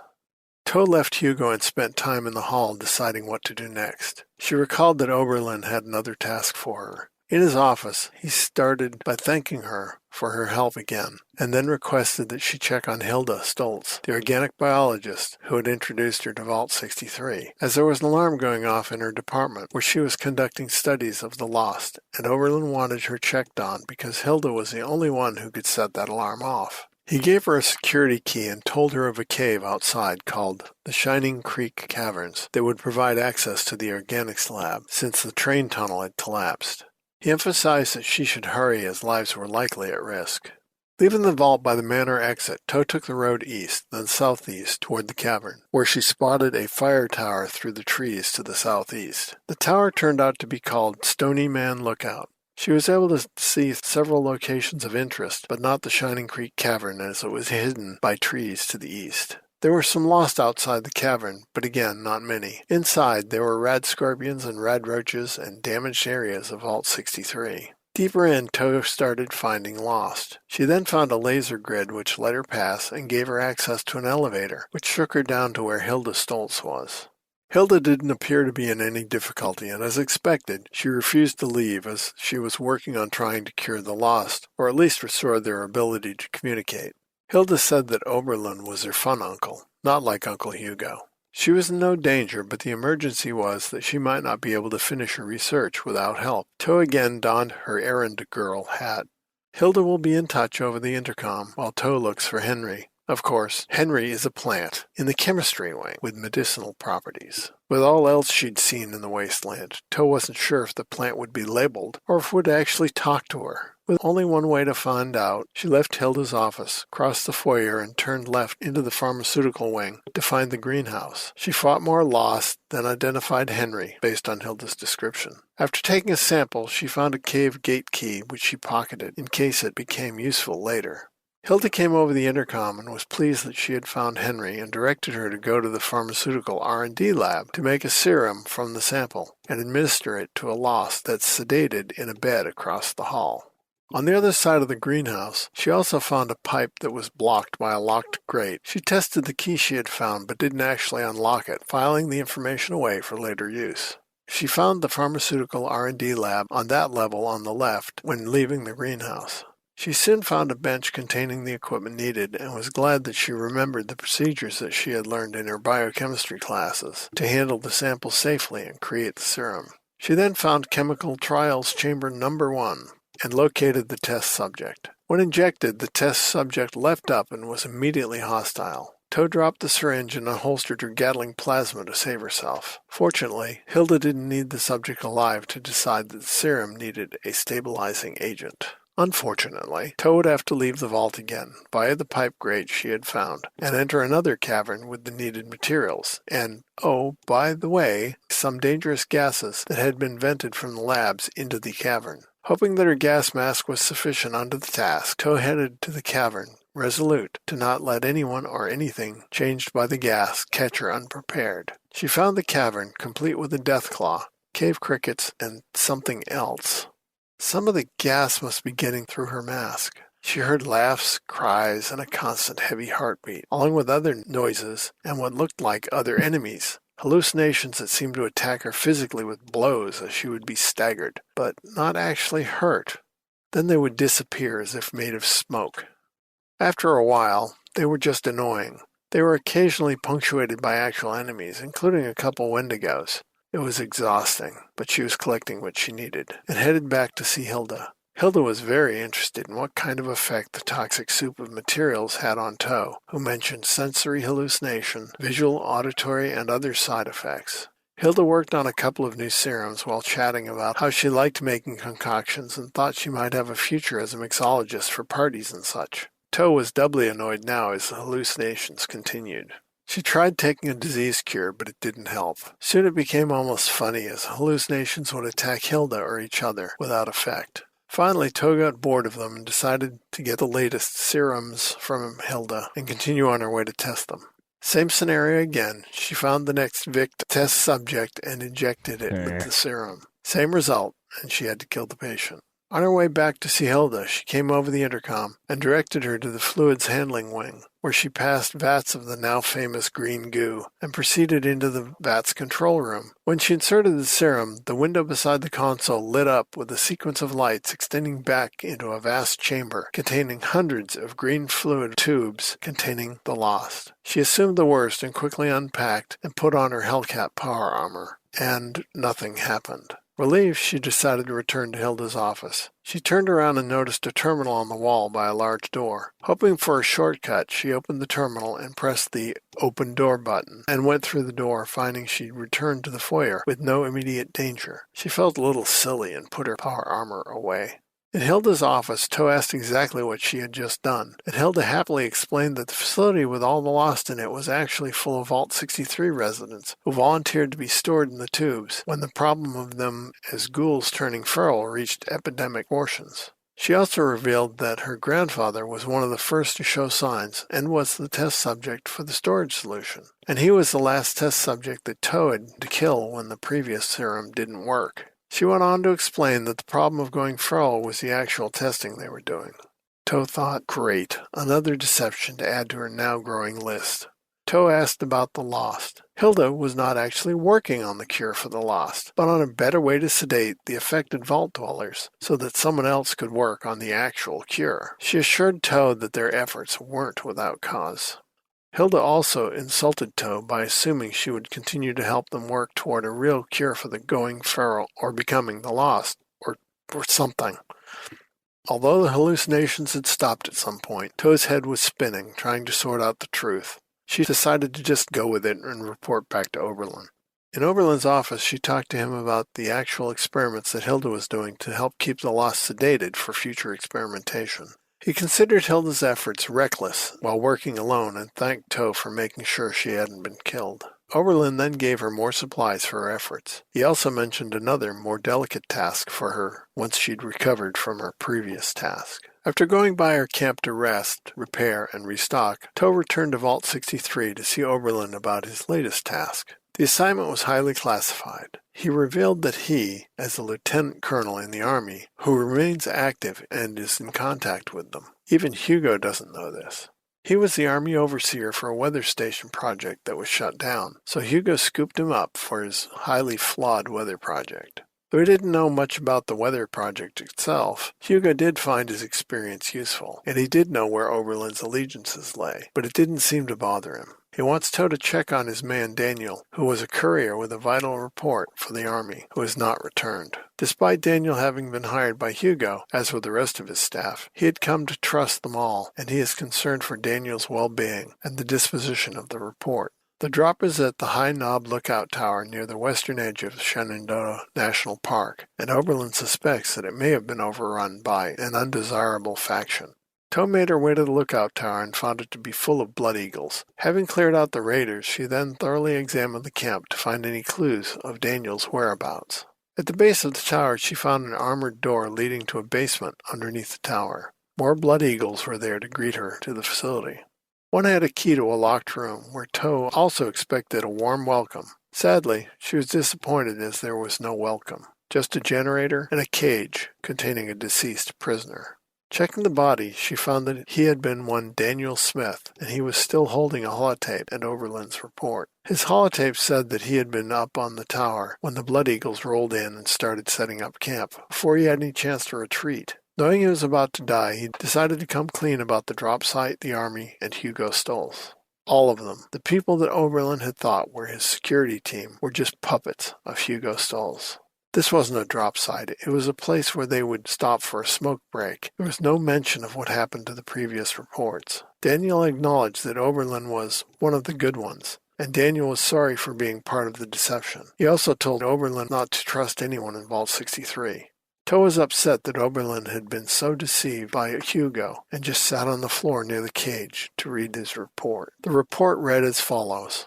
Stoll seems to be done biding his time. The organic sector chief has invited an outsider into the vault, a dweller from 76 no less. The overseers put them to work for us. I had the dweller run some errands of my own in an attempt to judge their character and maybe glean some insight into what Stolz is planning. They proved to be adequate and could potentially prove to be trusted with more secure matters. Still, awaiting further reports. Stolz has been pushing others toward more definitive answers surrounding the nature of the lost. He's also been looking to run tests with new configurations for the weather machine. My assumption is that he plans to make a move soon, one that could endanger us all. I may need backup. I am officially requesting military presence in Shenandoah. The lab is located below the old Hawksbill weather station. Come prepared for the worst. Godspeed. Signed, Lieutenant Colonel James Oberlin. Toe went back to Vault 63 and reported directly to Oberlin, now confident in where her local loyalties lay, but cautioned herself that her real mission here is to put a stop to the terrible storm over Shenandoah Valley. She closed the door behind her and reported Daniel's death and his confession that the reports went straight to Hugo. Oberlin was visibly disturbed by the revelation and openly threatened someone's life, likely Hugo. He was furious that it took someone from outside the vault to finally be told the truth. He needed time to process what he now knew, and asked that she not tell Hugo what she knew. He assured Toe that he would let her know before he acted on this new intel. Toe returned to her camp and spent some time contemplating what she had learned. She knew that the key to the storm in Shenandoah Valley was the weather machine, but it was not yet clear if it could be repaired or if just shutting it down would solve the problem. She did know that her dealings with Vault 63 were far from over. So I have no fucking clue what is happening. Someone needs to hold my hand and walk me through the storm and the loss and the people. I think this storyline would make a really neat sort of 1940s spoof spy movie thriller twist mystery type movie. Sci-fi version, you know what I mean? Like, there's lots of complicated things crisscrossing and coming back and forth, and ooh, I fooled you, and oh, I'm reporting on this guy, but little does he know his reports that he's reporting on this guy to are actually going to the guy he's reporting on. So, like, ooh, yeah. So it folds on itself a lot here. There's a lot to it, and the fact that we're kind of going down two separate quest lines makes it a little different too. You know, because we're doing quests for both Hugo, Audrey, like that whole main quest line, but then the also Hilda Oberlin. Thing and Oberlin, and we're getting right, we're getting different information from them. So it does mash it together with the way that we're following it through the story. But it's pretty good. I mean, there's a lot we don't know yet. Still, we know more now, but we still don't know what caused the accident in the first place and the storm. The weather. You know, there's a lot we don't know. Mm-hmm. Yeah, I think that a lot of that was the result of the earthquake that they had. Yeah, I think it was disruptive. Don't know. Yeah. But we know Hugo's up to more than we realized. Yes. The order you did the quests in, Lee, I'm glad we played your feedback first. I was saying that would be a good thing because I knew you'd be thorough, like you were, and hit a lot. So that way, you know, we could just kind of openly talk about everything. First of all, good job on the tongue twister password. Thank you. Well played. And then it got in your brain because afterward you were like, captured comatose Cassidy. I'm like, the alliteration doesn't stop. That's why I laughed. I appreciated it. It was really, really well done. Yeah, that was a mistake. Oh, really? You didn't do that on purpose? No. Oh, I loved it. I totally thought it was alliterative on purpose. Oh yeah, it was on purpose. I meant to do that. You did them in the opposite order than I did, because I did Powerhouse of the Cell double-crossed first, then Oldest Trick in the Book last. You did Oldest Trick in the Book first. Yeah, and that's the one that I looked ahead at, and it's like, oh my God, what is Toe going to do with this? You know, and it took a while for the muse to hit me on how to write it up. You know what I mean? Right, and because that's the surprise. The surprise twist was the fact that you couldn't get around killing Alex. Right. Is that what you mean there? Yeah. Yeah, that wasn't a surprise twist. That was absolutely infuriating. Yes. You were mad too. Okay. I was furious. And then, you know, I was I was mad because 76 doesn't let you, Saves you know, down. save and Try different try things. Yeah. something. I was like, no, I am siding with the cultists. I am going to back these people because they're going to stop, you know, Hugo. And when I wasn't able to do that, I was so pissed off. Right. No, we were all getting that feeling, like, because you start to see the different groups working and the machinations. You're like, maybe I can work with Alex. Then we actually get to her and you talk to her. Like, I don't know. The notes kind of made you think, oh, maybe I could work with her. Once you start talking to her, you're like, I don't know about this, but we'll see. And then, yeah, that happens. So you are trapped. And I think it's kind of good writing that the game actually makes you furious with Hugo, because there are different ways it can play out, Ray. So you did it with the book, right? You had the whole book surprise. No, I told Hugo that I would kill her. Oh, okay. So you already promised to do it. Because that seemed like what I was supposed to do. Mm-hmm. But, you know, once I got in there and started talking to people and then, you know, reading the notes and everything, I'm like, wait a minute. So she's really doing the right thing. I mean, these people were totally hosed. I win every time. Wethead, towel off. Get out. Oh, you're blowing the floor. Way to go. Okay. Hoser. Beer shampoo. Right. And are right to be angry, you know, at Hugo. Yeah. Stand up for the system. I mean, fight the system. Yeah. The way that it happened for you, then that's less elegant. So Lee, you had the book situation, right? Or did you agree to kill her? Yeah. No, So I had gotten his quote unquote revelations that he thought that the kindness and the light and all that was a good way to go. And then Toe started to suspect that maybe that wasn't it because of his association with Vault Tech, and he throughout this whole quest he learns more and more about Hugo Stoltz, and it's to the point where, gee, in order to go visit with Oberlin to report things, I have to go right by Hugo. It'd be nice if I could just shoot him in the head. Right. Right? Yeah, no, I'm totally with you, Ray. Like I did like I said, I did in the other order too. So I'd already gone through the next few quests where you learn a lot about what Hugo's doing behind the scenes and some of the manipulation and the whole double-crossed wire situation with the report in the military. So yeah, I was definitely going to work against Hugo. And I thought maybe Alex was cool. Because once I actually started talking to her, I'm like, she's not quite as cool as I thought, but still a better alternative. You know, because she seemed more of a raider than I wanted her to be. I wanted her to be kind of standing up for the settlers, maybe a bit of an anarchist, but she was definitely more of a raider. Like she was willing to do some dirty stuff. But so if you tell Hugo that, you know, that you will give her a chance and maybe you shouldn't kill her, that's when he gives you the book. And so you give her the book, she opens it and the gas comes out and it's a trap. I was surprised by this. I didn't know it was going to happen. And so, like, that's why the game, I feel like, makes you mad at Hugo. Like, I thought it was really well done. But on your side, it's not fair that it railroads you. Because in your case, you said, I'd kill her, but you were being duplicitous. And the game said, oh, you said you'd kill her. You don't need to have this little backdoor fail-safe kind of thing. Right. Yeah. And railroaded. Yeah. So when she was talking about how, you know, Audrey wouldn't, you know, like her in her current condition and everything, I wanted to say she's exactly the same way. She's a ghoul too. Yeah, I wanted to tell her that too. I wish that was an option. I went through all of her dialogue tree though. I was trying to find a way. I thought like if I talked through absolutely everything, and then that happened, and I thought I maybe screwed up. I'm like, there had to have been a way around it, but no, she has to die. Then they should have put the quest in a more solid order that you couldn't play them in that way then, right? No, I mean, it's fine when we did it. Just doing it first, you were maybe less suspicious of Hugo. I mean, obviously that's we're all really dumb that suspicious. you couldn't also tell her, hey. You know? Yeah. Hey, I wish you could have told her a few by more the things. way. Yeah. Just give me Cassidy back and you don't have to die. But if the game thought there was even a chance that you were going to work with her, they would give you the book. And that's based on the dialogue you did with Hugo Stoltz. And then she got gassed in the face and everybody turned hostile. That's hilarious. I was so confused walking into the area too. You mentioned Lee with the cultists. Like, I'm like, wait, why are these cultists? I recorded some of that. Like some of their turns of phrases. They're like the Mothman with his flappy flaps. And I'm like, what? Let us bathe in the dark. I mean, the light. Like, oh my goodness. It was fun. It was hilarious. That's what made me think of a junior high school play, kids running lines. Mm-hmm.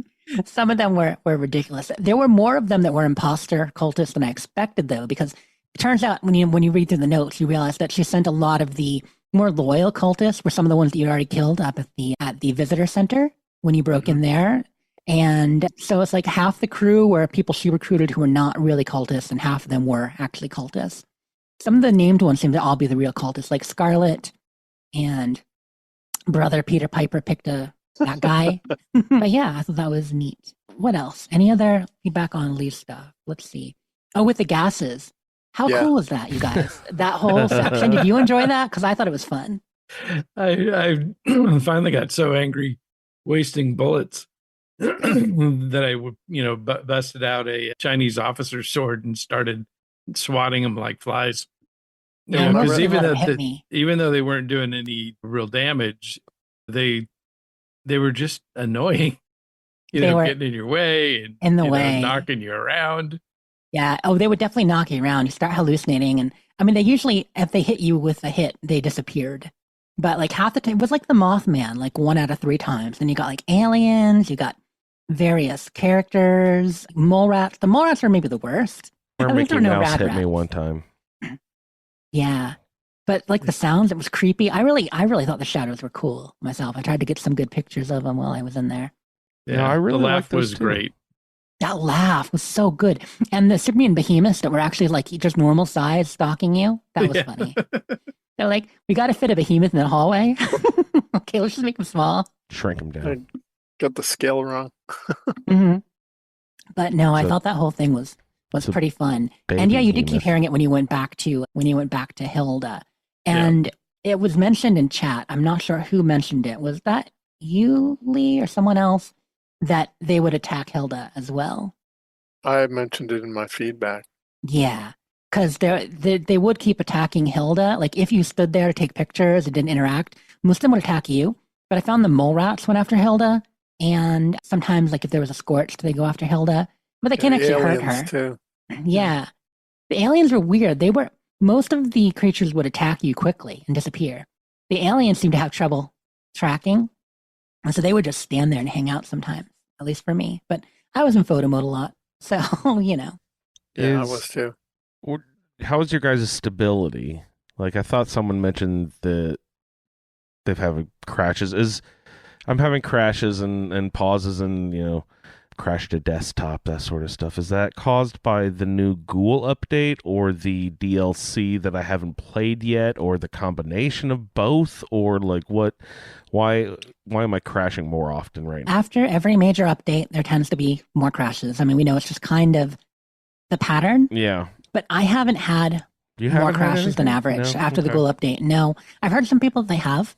Yeah. I haven't, but I think it also might have been, was it happening to you a bit over the April Fool's weekend with all the different events? Because it could have been the new update plus all the new events. Yeah, with all the chaos going on, right. Could have been that. And I only played on them on the PlayStation. I didn't actually do any on Xbox. So that's a really cool picture, Solio. I like that one. It's got like the shadow moth or whatever.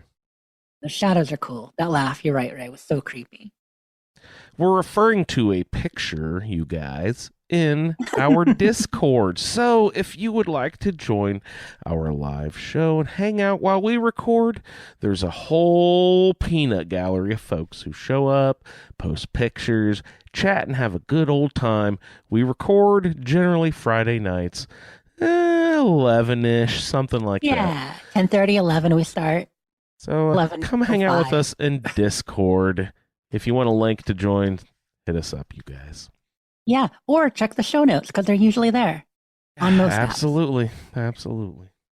So, we got more to say about the quest probably, but maybe we should jump into the next I'm feedback sure more of these feedbacks will spark more of that, I'm sure. So let's who'd you want to kick off next there, Jess? Let's do Vanessa. All right. Vanessa up next. Hey. Hey, Fallout Feed, this is Vanessa with my latest Skyline Valley feedback. I had quite a few issues with I think this is the powerhouse of the Cell quest where you have to go and rescue Hilda. So what happened, I went back through the caves where you kind of get all the trippy vision and all the mushroom spores and whatnot, and the shadows. I came back into the building. I got to the second sedated lost person, and then the shadows disappeared, which I guess is meant to happen. I gave him the injection, and then the UI disappeared, and I couldn't interact with anything in the game. I couldn't bring up the menu or anything like that, so I had to quit out and restart. Well, not restart, but reload. So it left me obviously just outside what turned out to be a side entrance to the cave, so I went back in there, which sort of left me in the area with all the fungus spores and the shadows again, so I ended up going back into the labs with all the shadows like still spawning around me. When I got to the end and went up to Hilda's office, I still had the shadows spawning, so I guess that interacting with the second corpse must be the trigger that stops them spawning, because I didn't do that this time. They carried on. So when I was trying to have the closing conversation with Hilda, the shadows spawning in all the time was just pushing me back further and further away from her, so I couldn't go through the conversation. And finally, she just suddenly went, "Anyway, I'll see you back at the vault." So that was that. So I kind of missed the end of what had been going on in that quest. I had a quick look on the wiki, but it wasn't clear if she was up to no good or... I mean, I guess she was experimenting on people, so she's obviously up to no good, but it wasn't clear whether she was trying to sedate them further till she found a cure or for some other more dodgy purpose. But anyway, so I kind of... I didn't quite get what was going on with that one. But for the rest of it, here's my feedback. Clutching the book that Hugo has given him as a supposed peace offering to Alex, Jim makes his way south to some old mine tunnels where Hugo has told him he'll find the cultists and therefore the kidnapped Cassidy. The journey's largely uneventful, with just a couple of thrashers hanging around near an old campsite which he's able to sneak past. There's a couple of cultists outside the caves when he arrives, and after taking care of them he finds some robes in a nearby building and puts them on, thinking to blend in and avoid further bloodshed as well as explanations as to his true purpose. The cultists seem friendly enough, and also surprisingly uncommitted to their cult. He approaches one of them and pretends not to notice that the ghoul gives his real first name before hastily deciding to call himself Blair. It seems that a large number of the cultists have a grudge against Hugo, whose company has basically displaced them from their homes to have the vault built. As compensation, he'd promised them a place in the vault, but of course he'd gone back on that promise when the bombs fell and left them above ground with no shelter to speak of. He walks freely through the base and finds notes and diary entries from Alex, but no sign of the woman herself. The cultists are idly speculating on what ritual she has planned, so presumably she's off somewhere preparing. It must involve Cassidy anyway, so he'd better get his skates on. One of the notes he's found references a lengthy password needed to get deeper into the cave, which he mutters a vague approximation of to the nearby guard, and continues on. He finds Cassidy in a prison cell, and Alex not much further on, in a chamber at the end of the tunnel system. She brings him up to speed on how she escaped Hugo's assassination attempt and her history with the cultists, who she believes she's manipulating into following her, but based on his earlier conversation with Blair, he's pretty sure most of them know what's going on and are happily playing their roles too, waiting for the big Hugo ending payoff. He hands over the book, and it releases a cloud of poison as soon as she opens it. Of course it does, he should have known. The poison acts absurdly quickly, and now he has to fight his way back out through the poor cultists. At this point he doesn't think he could hate Hugo anymore, and he looks back fondly to his days of working for the Brotherhood when he was just mildly annoyed all the time. He storms back to the vault to confront Hugo, and the smug bastard just thanks him and sends him to talk to Oberlin while he arranges for Cassidy to be returned home. Oberlin, meanwhile, is becoming more friendly after Jim's recent assistance around the vault and with Hilda and her weird experiments. He talks about his time in the army before the war, before the bombs, and how he's been sending messages back to the military, as he knew he'd eventually need help to keep Hugo in check. However, he doesn't know if his latest message has got through, as the guard, Daniel, who delivered it to a drop point, hasn't returned. Jim heads off to the nearby lookout post, where Daniel should have been dropping off the message, but finds it overrun with blood eagles. Well, at least this is straightforward. Finish off the blood eagles, find the presumably deceased Daniel, and return to Oberlin. None of Hugo's machinations here, surely. No, he spoke too soon. Daniel is indeed dead, and has left a holotape confession that he's only been pretending to drop off the messages, but really has just been handing them straight to Hugo. Well, this will be difficult, given Oberlin's summary of the contents of the last message.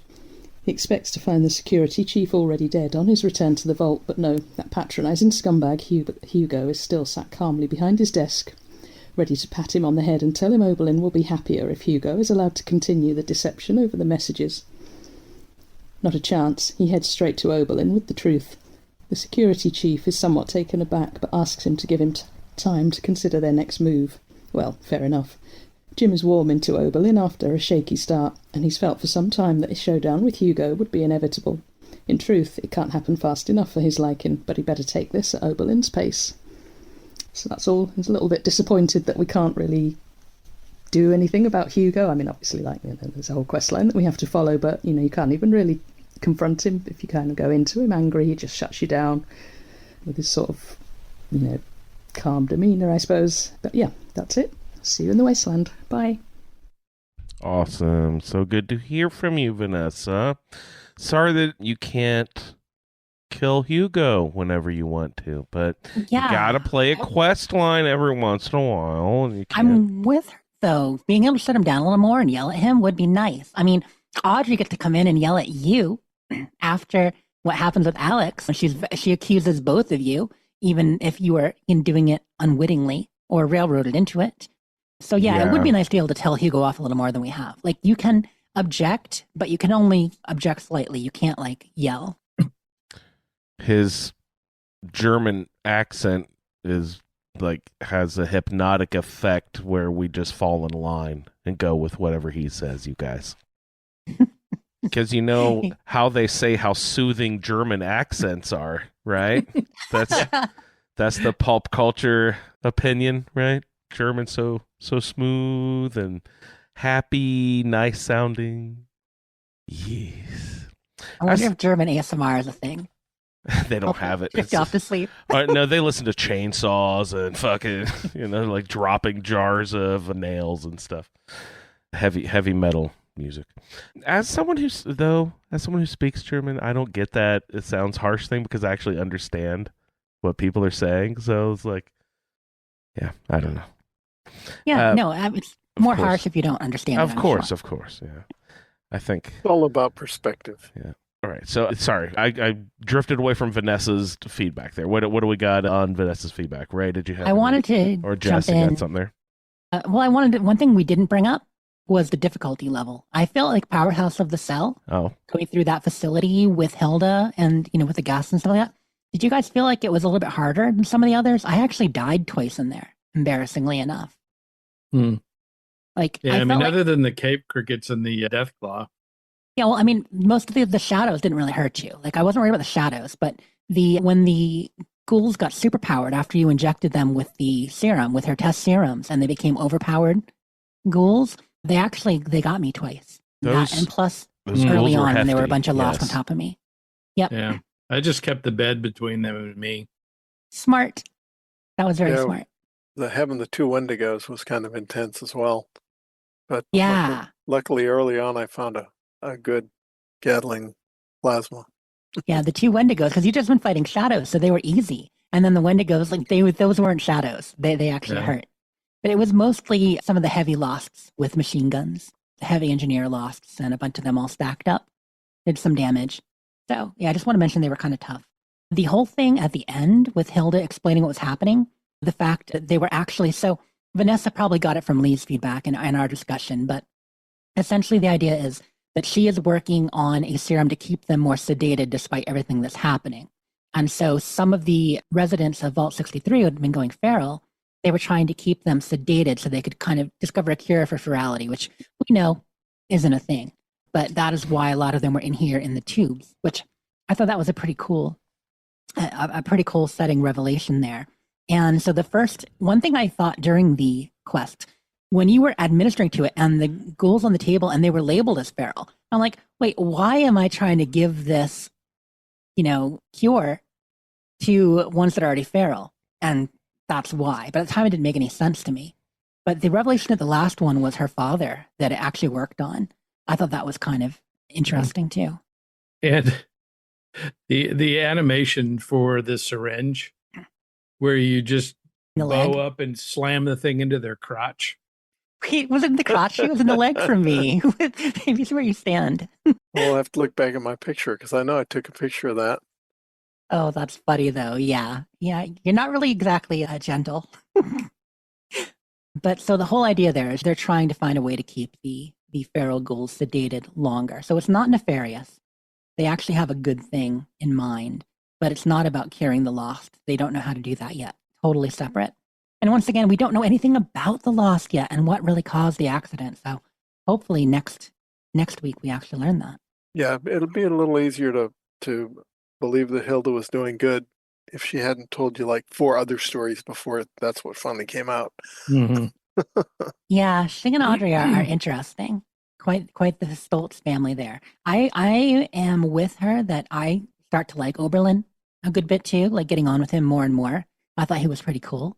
The idea that he previously worked for government. If you actually go through all of his quest dialogue, which I'm sure some of you did, turns out that he had been stationed at Atlas, Atlas Observatory, but now Fort Atlas. You can actually mention that it's Fort Atlas now. She's like, what? And you can tell him about the Brotherhood of Steel and have a whole conversation about all that stuff. Oh, cool. Yeah, so he was very interesting. He had been military and had been in the area for a while. And then he was sent here to kind of safeguard the weather equipment, make sure nothing happened with it. And then, of course, Stoltz's machinations and the Great War and everything put a wrench in that. But so he thought he was actually still communicating with the military. And you don't know what point that actually cut off and found out, because Stoltz wouldn't have known right away necessarily. And so maybe he did get a few letters through, and maybe when stuff picked back up, like Stoltz discovered, that's when he started feeding him the fake information. Now, I didn't go to Hugo and tell him or confront him about that. Did any of you guys talk to Hugo about that? No. Okay. Yeah, because I knew I couldn't kill him, and so I didn't want to be anywhere near him. Right. And in my case I thought we'd get the drop on Hugo maybe. Like if I told Oberlin and not Hugo, so Hugo didn't know we knew it was fake, we could come up with a plan to get him. But it seems like if you do tell Hugo, it sounded like Vanessa said Jim talked to Hugo about it, and Hugo said he needs a purpose. He needs something to focus on. Don't tell him that we've been tricking him with this. It's actually helping him have a purpose in life. And I'm sorry, I didn't tell Hugo at all, because I thought it would give something away, and that Oberlin and I could hash a plan to kind of overthrow Hugo. Was my hope. Be hard to do without his team. Yeah, I couldn't believe it turned out most of his team, maybe all the team. I don't know. Sounds like all of it from what. James said all of it, but you know me, I'm an optimist. I like to hope at least somebody was cool, But yeah, seems like it was all of them. So anywho, that's all I have. I played a large portion of probably the whole last quest on Angel's custom world, so I'm gonna have to replay some stuff on my on my main world when I go back. But it makes everything so much easier. It's so much better. Just hopping around, one shot and everything is. I hadn't been in a custom world in a while. I forgot how fun they are. Yeah, the extra ragdoll, confetti everywhere. It's a great time. Confetti, it was in the most inappropriate places. It was great. And you don't die as much. It does help with that part too.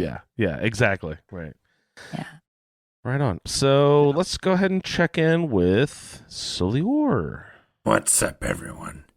This is Pyro Anderson, and you may have noticed a little bit of a change in my voice. Well, let's just say that I think that the time spent in the reactor room in Vault 63 may have affected me a little bit more than I thought. Damn that Hugo. Just one more thing for me to hold against his ass. Yeah, dude, you're glowing a little bit, so you need to stay way over there. You're kind of scaring me. You'll come to embrace the atom wholeheartedly, just as I have soon enough. I think I'm good how I am. Well, regardless, I'm making the most out of this situation. I know for a fact that there are plenty of you smoothskins out there that have a thing for ghouls, and if you happen to be one of them, I am not hard to find. I will put on the show for you like no other. I will give you the full Monty, or in this case, the full Pyro. But anyway, on to business. That asshat Hugo had wanted me to infiltrate the cultists in this cave, and had given me a book to give to Alex. Infiltrating them wasn't that hard. There was one of their outfits just sitting there in the shed outside the cave. They also seemed to be in the middle of a recruitment, so there were tons of people they didn't recognize walking around, and none of them knew anything about Mothman. Hell, I don't think that most of them knew that the Mothman was real. I've had plenty of run-ins with the Mothman, as you guys are fully aware, so I've got nothing but respect for him. I even have a tattoo of him on my forehead now. I walk around like I own the place and no one seems to care until I get to this spot where it's clearly at some place important and this jackass is standing guard. He won't let anyone in without this stupid password that makes no fucking sense. I really wanted to cut his head off with my Deathclaw gauntlet, but I figured it's probably not time for me to blow my cover yet. So instead, I asked around and found the password in a book because people just leave that shit laying around. Can't really blame them though, because like I said, these passwords are ridiculous and make no sense. You have to write it down just so you can remember what the hell it is. Make my way past that big jackass and eventually find Alex. She knew right away it wasn't hers. Gotta say I like her outfit. Pretty badass. So after we talked for a minute, I gave her the book that Hugo gave to give to her. I was really hoping that he was just letting the past be the past and that he was thinking of what's best for his daughter, but I should have known better. The bastard placed some poisonous gas in there. Killed her soon after she opened the book, but not before she said to tell Audrey that she always loved her. Hugo's gonna fucking pay for this. Every single person in that cave now wanted my blood. They didn't seem to have much practice, though, because I took them out pretty easily with my Deathclaw gauntlet. Made my way back to Vault 63 and gave Hugo a piece of my mind. Fucking asshole. And the thing was, he was thrilled. He saw it as a distraction for Audrey that was no longer there.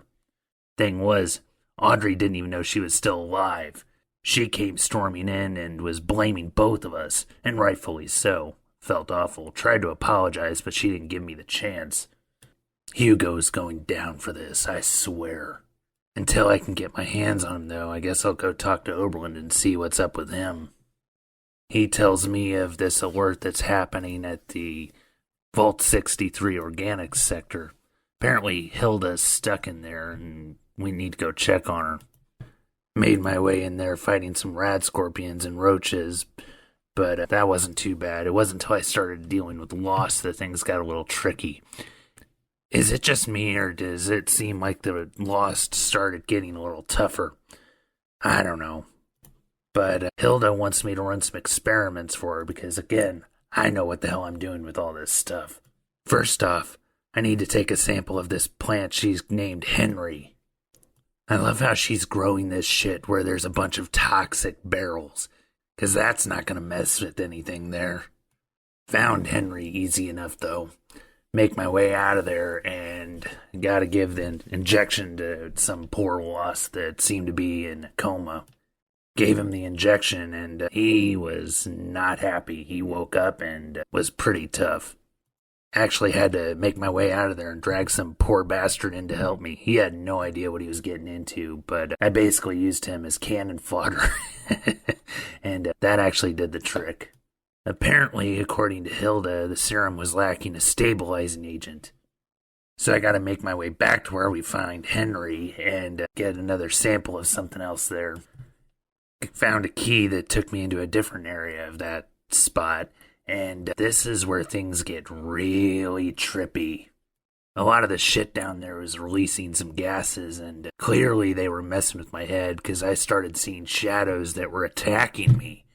Had some Deathclaws, Mothman, some laughter and crying that were playing around with my head. I have no idea what the fuck was going on, but not something that I'm going to do very often, but, when I need a hit, maybe. What can I say? Being a ghoul has turned me on to some of the finer chems of life. After getting what I needed, I made my way back to Hilda, and she remade the serum.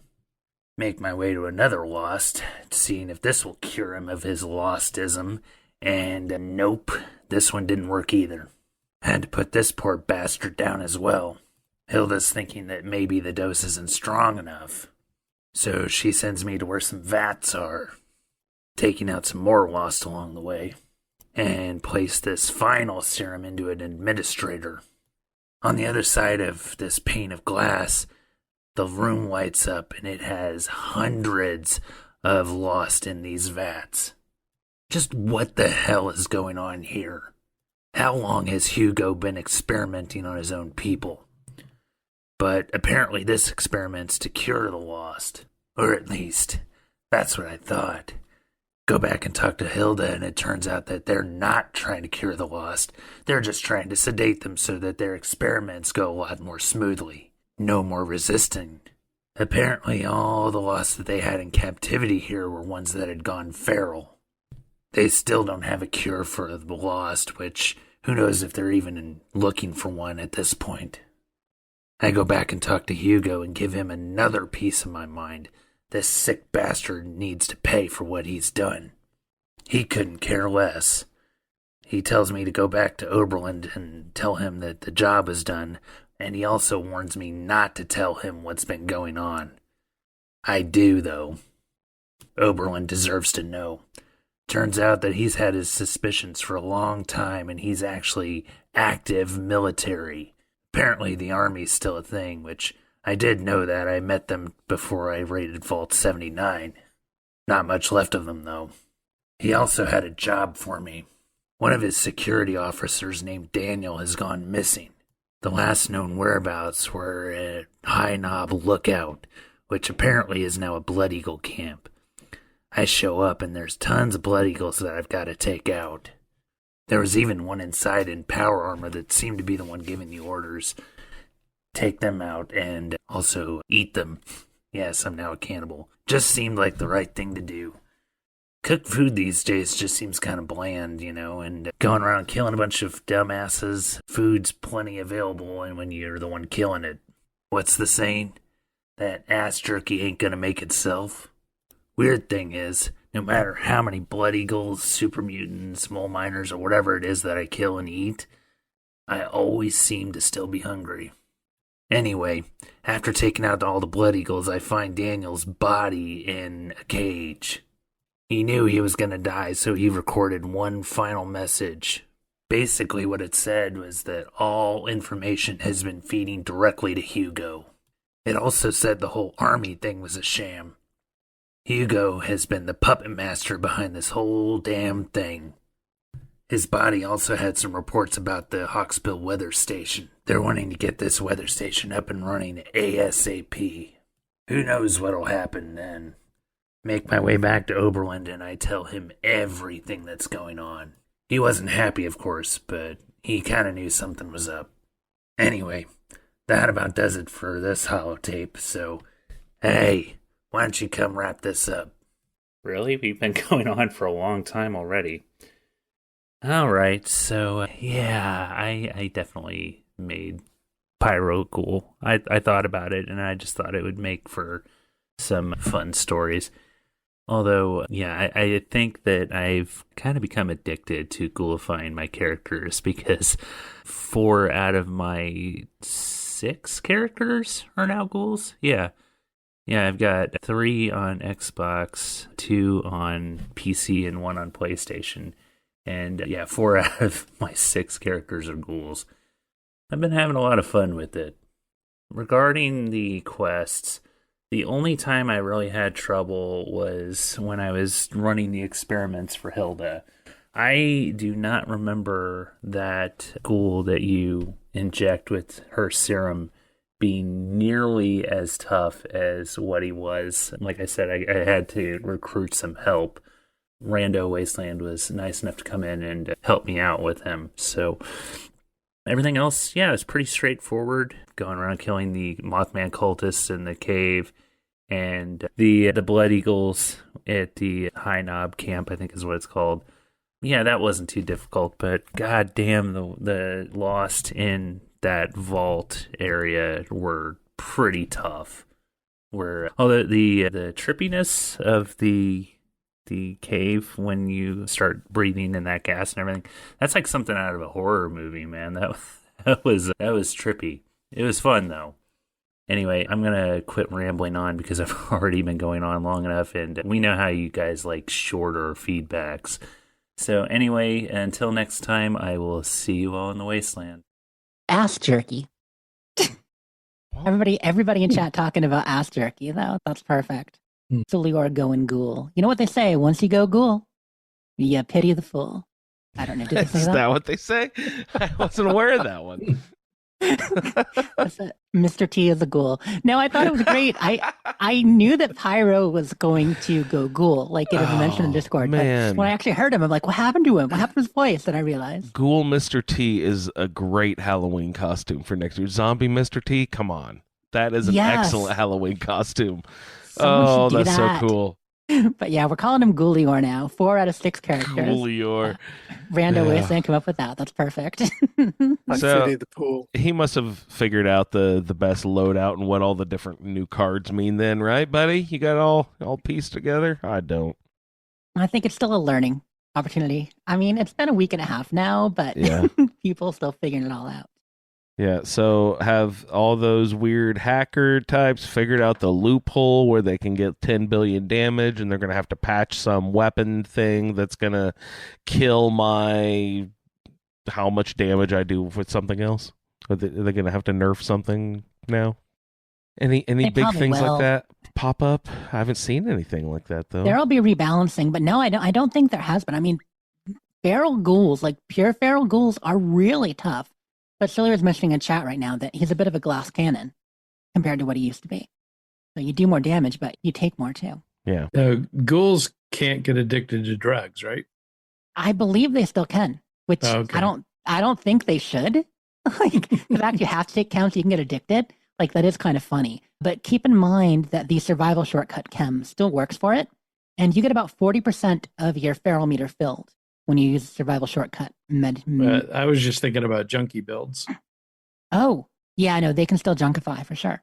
Okay. In fact, we didn't mention the rewards, but wasn't one of the rewards for this the one you got from Oldest Trick in the book? That was a pretty killer gun we got there. And I think it was a junkie's gun, right? I don't remember what it was. I am double checking to see if I can see the name of that because I didn't write it down. But it was a pretty darn cool gun. We got the Cultist Monarch outfit and mask. Those were excellent. Maybe it was on a different one. I'm just going down the list now, checking. No, okay, sorry. I didn't write it down and I can't find it on the wiki. But it was a pretty sweet gun, but it was a junkie's gun, so I scrapped it. I have not had good luck with legendary mods. How are you doing on that, Lee? Any better? You getting any legendary mod crafting or boxes? No, and like I said, I don't. have to I do don't tend events, to do yeah. the events that much, so I don't have the Mhm. materials. Even if I did get mods, Do you don't even do the events on PC or anything? You just that's not something you spend time on in the game at all? no, because I've been over in Starfield. Okay. Right. Yeah, you're more of a Starfielder right now. You have been a little bit more of a captain for like the last year, right, Lee, pretty much? Yeah, Aside from Roundtable stuff? And Yep. events are now the main source for cores or modules, whichever. I think so. Yeah, no, if you're going to get them, it'll generally be through events and dailies Okay. and stuff like that. Yeah, And absolutely. I've been scrapping some legendaries too, but never get anything out of them. Yeah, that the learning the legendary rewards needs to they need to move that decimal another place to the left. Right? Left? Right. Whichever way, to the right. Because it is obnoxious. We don't want the highest level of Fashnacht mask likelihood of doing this. You know, that's come on. I hate when they make stuff so fucking impossibly hard and rare. No fun. All right. So- yeah, go ahead.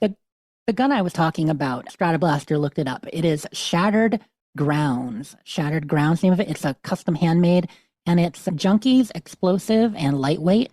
It's a good rifle. If you're into a rifle build, it was pretty sweet.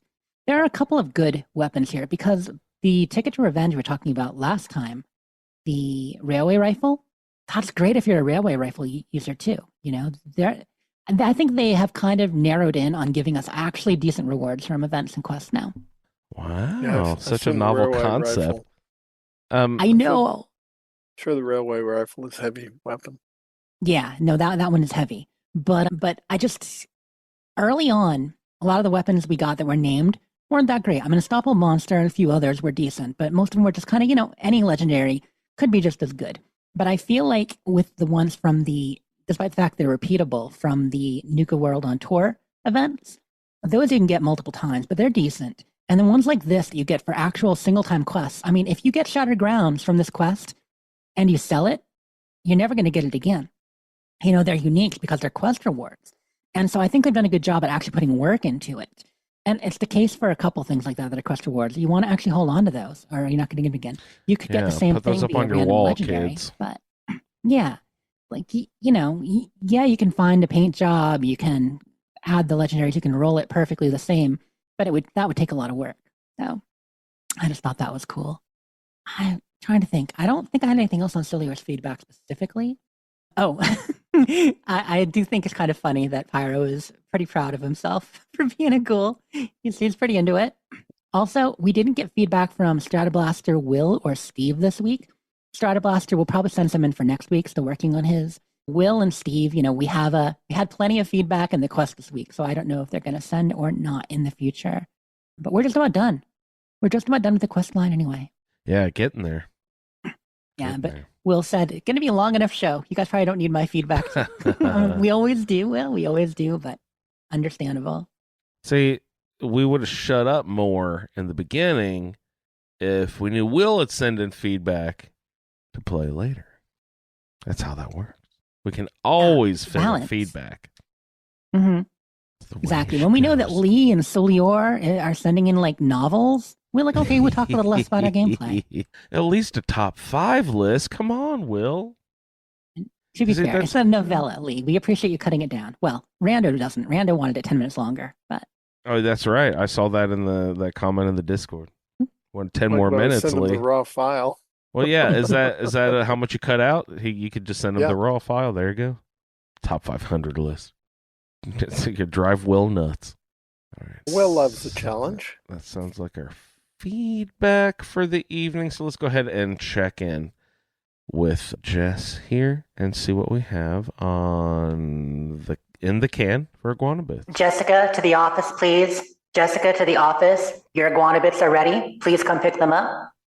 Well, thank you, Jess. Yeah, we got some good Iguana Bits this week. Bits. You want to go in the order I have them listed, Andrew? You want to get right into the Switch stuff? Or? Sure, that's great. What do you got? Do you know anything? I was just going to briefly mention the Switch 2 reveal because we had the Switch Direct earlier this week. But then you said, oh, I want to know about this. What's the price? What's the date? What's happening? So yeah, let's talk about the Switch 2. Yeah. Going up. So it's a lot like the current Switch, but much more powerful. It's got an 8-inch screen, 1080p. Oh, that's in bigger. handheld mode, 4K when docked. Nice. Yeah, it seems like it's going to be probably close to as powerful as a PS5, you know, like the current gen consoles. We got 8 times the storage. Yeah, Lee mentioned 8 times the storage, 256 gig storage compared to the current. I can't believe it's only 16. 256. The new Joy-Cons that are magnetically linked. It's essentially a lot like a regular Switch, but they've really just upped everything. I like that magnetically linked. That's good. More powerful. Yeah, the magnets are solid too. You can actually hold it by it, even move it around, and it won't let go until you actually press the thing to release the magnet. Nice. Looking really good. They have joined us in the 2010s, where we now have built-in game chat. Oh, sorry, it's been the 2020s now. Well, they're getting closer. It's got game chat with a built-in microphone. We're and in it the even has a camera. 2020s, so they just got to the 2010s. Yes, Nintendo's always at least 10 years behind. Exactly. But, you know, they're going to do that now. It's nothing that fancy. I mean, if you use Discord or other systems, you know what it's about. But that's pretty cool. Let's see, the dock looks really good. I mean, so yeah, it looks pretty awesome. It looks like it's going to be really smooth, relatively powerful. The fact that it's running ports already, they're showing ports of some games running. They showed Elden Ring. They showed Elden Ring Tarnished Edition, that they're getting that to run on it. They're getting Hades 2 to run on it. A lot of things that makes you say, oh, Cyberpunk 2077. There's one. There Cyberpunk you go, 2077. Ray. You need a Switch, Ultimate Ray. I don't know. The fact that it can run that, though, I mean, that says a lot. That says that it's going to be decently powerful. So, Fallout 4 is what you're saying, finally. I should really get my hopes up this time, right? Just really, really high hopes. Get them super duper duper duper high this time. Because I had them high before, but, you know, I've just been so crushed along the rocks of the waves of Nintendo announcements just year after year after year that I just gave up hope. But you're saying I should get it even higher than before, right? Just get I'm not very saying that. expectant, get my hopes super duper duper, just like it's going to happen, right? I Yes, hate Andrew, to see you're it high. hurting. Get it going. There you go. Where's my goddamn No. Fallout 4, Jess? It's not announced. They haven't announced Starfield 4. No surprise there. Haven't announced Fallout 4. They haven't announced Skyrim coming over, although maybe it will, back and pat. But they did announce some really cool stuff. So Yeah. new games. Mhm. Andrew, this is what I was excited to tell you about. Mario Kart World. New game at Wait, launch. what? Mario Kart World? What's that mean? A brand new Mario Kart. Mario Kart World, Switch 2 exclusive. Oh, it won't even run on the old Switch. Switch 2 That's exclusive. bullshit. Don't do that stuff, man. Oh, come on. No, they want to get you to buy it. Of but course, also of course. it's more upscaled. It looks like a really solid game. So what's the world aspect? Why not? Is this? It's not just Mario Kart 9? Interesting. Yeah, no, they're mixing it up. They're going all in the world. Mario Kart World. We're also Okay, I'll getting have to look Donkey into Kong that. Bonanza. So that's not going to be at launch, but about a month after launch, Donkey Kong Bonanza, not Bonanza, Bonanza. I see looks what like a- they did there. A great Donkey Kong. So those are the two Nintendo branded new games coming out in the launch window. But beyond that, we've got special editions. We've got Legend of Zelda Breath of the Wild and Tears of the Kingdom Switch 2 edition with a lot of upgrades and a built-in wiki feature and some cool stuff. Yep. We got Cyberpunk 2077 announced, Street Fighter 6, Yakuza 0, Split Fiction, that new game that looks really fun. And then in the future, we're looking at Kirby Air Riders will be out later this year. Metroid Prime 4 later this year. So these are both actually Nintendo games, but they're Yeah. not necessarily in the launch window. We don't know when, but just this year. Hyrule Warriors, Age of Imprisonment, The Dusk Bloods, which is a From Software game. It's like a Souls-style game on a Switch. So some great stuff. And then some third-party games, too. And Fallout Borderlands 4. 4. Yeah. Fallout 4, What are she you saying, said? Lee? That was it? So they're going to have the cart rights on the Switch? Bonanza? That flew right over my head. I didn't get the I think Bonanza it's a joke. reference to the old TV show, Yeah. maybe? Yeah. Or Yeah, like the but steakhouse. I did- Okay. The Ponderosa. There you go. Nice. But yeah, I mean, there's it's got its quirks. It's Nintendo. It's still got its quirks. Some people are complaining because a lot of the games will be coming on things where you still have to download the game and install it. It won't actually be on the little cartridge. I actually there are still prefer things we need that. to Those learn. little cartridges, so easy to lose. Oh my god, it's a postage stamp. Like, Mhm. I mean, like for an old man like me, whose eyesight is poor, trying to pick up one of those little discs. Oh, do I got it in upside down? Is that facing the right direction? Okay, where's the little thing? Like, those little discs are not. I mean, I know that they think they're. Let's get it really small so it's like super convenient. Okay, I understand you're trying to be convenient, but it's not. just have it be a digital thing if you're carrying it around, like, right? Like, don't even bother with physical media with that sort of carrying it around type device. When they're that small, you're right, they can be easily lost. Installed makes sense. And at least there's more room on the disc, but it's still not that big. I also should Yeah. mention backwards compatibility. They're bringing over some GameCube games, and they're finally doing a little better on back Wind Waker. Please, come on. They'll make you rebuy most of them, though. Yeah, Wind Waker is coming. Andrew, Wind Waker should be coming on Awesome. it. Fuck Mhm. yes. I know they did a Wind Waker remake for Wii U, I think, but I never owned a Wii U, so I never got to play any of the Wind Waker remakes. Nobody did. You weren't alone on that one. Okay, moving on from that. That was really April good. Fools, we talked about. We got the calendar. Let's take a look at the calendar and see what's coming up now. Well, Sporched. looking ahead, we've got double score this weekend happening. Double score. So get an early start on that scoreboard, people. I need it. I'm only at like rank 8 right now. I'm really slacking. I hardly played, as I mentioned. We've got the Mothman Equinox starting in a week. Mothman Equinox event coming Right, back with our yep. good buddy Clarence. I was so mad at this new scoreboard Oh. when I was doing the double crossed. Yeah. One of the challenges was to kill blood eagles. Uh-huh. I'm like, And it made you do it. no. It's funny. I was exactly the opposite, Ray. I'm like, oh, thank God. I got that done. Yay for challenges. But yeah, Moth and Equinox coming up. Going to be the same event. There might be some new rewards or a promotion around it. Bethesda always coming up with stuff to do. Looking ahead a little further, we've got Double XP coming up in mid-April. So pretty busy month. End of the month, They're doing the new Appalachian Outlaws Challenge event. We still don't know what that is, but like I was saying, I'm pretty sure it's going to be a dress up as, wear a certain outfit and do certain things for challenges, one of those. And then the Big Bloom is coming end of the month, April 29th. That's the brand new event. Should be fun, dealing with flowers. In fact, if you've been looking around, like just playing 76, wandering around, you may have seen some cool new flower patches at various location wasteland. Have any of you come across this yet? Nope. There are a few locations with wildflowers growing now. Some of them are like really large groups of wildflowers. If you go down near Poseidon Energy and that area just outside of Charleston, there's definitely a big patch there that you can see. But yeah, so they are kind of teasing, like this one I do, teasing the upcoming events. I want to give a shout out. I put it in Iguana Bits instead of shout outs because it's Bethesda news. Shout out to Ma Tater.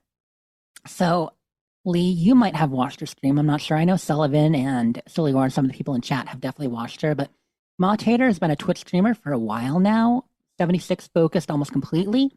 And she's great, really fun. And over the last 3 years, she's been streaming, maybe 3, maybe 4 at this point. She started a couple years ago. She's already become a Twitch partner, and she's just got a great community. And yeah, she's a great streamer. So they did an article on her as the community spotlight. And I would just, look it up if you're interested.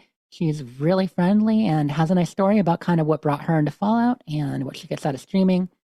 And really nice. Cool. I'll look her up. PTS notes. Okay, so the PTS server is opening Lots back of notes, up, it y'all. says. And we are testing the next big feature coming to 76, which, pop quiz, any of you remember the next big feature coming to 76 I've been talking about? Starborn. No. Let's see. It was Stratoblaster knows in chat. I mean, everybody in chat knows. Sol's time, right? Guys, no fishing. We're going to get to go fishing in Fallout 76. So they I'm brought sorry, that I'm so mechanic from excited. Skyrim. Is it going to be the same type of thing? No, much more exciting and open. If there's water, you can catch something. So the public test server are going to be testing fishing. That should be opening up in a day or two. I don't know the date when the PTS opens. It might have already, but I don't think it did. Let's see. Dun, dun, dun. Yeah, they're just saying that's the next PTS update, so we will see when it actually happens. But what's going to come along with fishing? So welcome to Fisherman's Rest, a new location in the mire where you begin your fishing adventures. So, like always, there's a little bit of a quest to start off. It's called Casting Off, just a small little quest line to pop it off. But there's going to be some NPCs there. We've got Captain Raymond Clark. We've got a mysterious figure called the Fisherman who doesn't speak English. Seems to actually be some kind of mutated intelligent mirelurk. Because gotta love that. And Linda Lee, a little pet hermit crab. So let's see. So you get your first fishing rod, and there's going to be a number of components to catching fish. So you can fish anywhere. The type of fish you're going to catch is going to be based on location and weather and bait. I don't have all the info, but like clear weather, for instance, if it's a clear day or you're in a clear weather machine, because the weather machines will actually affect it. So if you set up a fishing hole in your camp and got a weather machine, it will actually affect that. Best of catching common fish. Rainy weather helps you catch region-specific fish, including axolotls. There are going to be like 12 legendary axolotls you can catch in the game. And then in a rad storm, yeah. What? I know. How about Blinky? Are you going to be able to catch Blinky? The I don't think you can three-eyed catch fish from Blinky. the Simpsons? Yeah, the three-eyed fish from Simpsons. That would be great if you can get a pet. Like, I would love if we could catch fish and then keep them as pets. That would be great. Rad storms and Fish nukes tank will allow you would to be catch more glowing amazing. fish. That is right. Things you catch, you have a little pail you take back to camp with you. Come on. Writes itself. Right. Andrew, maybe you'll get a chance to enact your revenge on the mirelurks. Let's have a steam. Right? Have some potatoes and corn, toss them in there. You can build that in your camp now. But yeah, so that's the long and short of it. It's on the PTS for, all the specifics. But short quest line, new location, you're going to be able to get bait and weather that will affect the kind of fish you catch and how often. There'll be new crafting and food recipes. You can do a bunch of new fish recipes, but also something called fish bits. What are fish bits? I'm reading this right now. Chum, I think, to attract sharks. I think that's Fish bits restore a small amount of hunger health on their own, But that's not the best way to utilize material. When at a cooking station, you'll get a new food recipe. The grilled fish recipe becomes available after completing the fishing quest. Oh. Okay. Anyway, fish bits, fish and potatoes, fish chowder. Fish I sound like- tacos, fish creole, fish gumbo, fish Bubba gum. sandwich. Yeah, exactly. So you got that. And there's going to be some new rewards for it, of course, for your camp. So yeah, good times. Beyond that, on public test server, like I mentioned, they are changing more perks. Again, a bunch of changes they're testing out.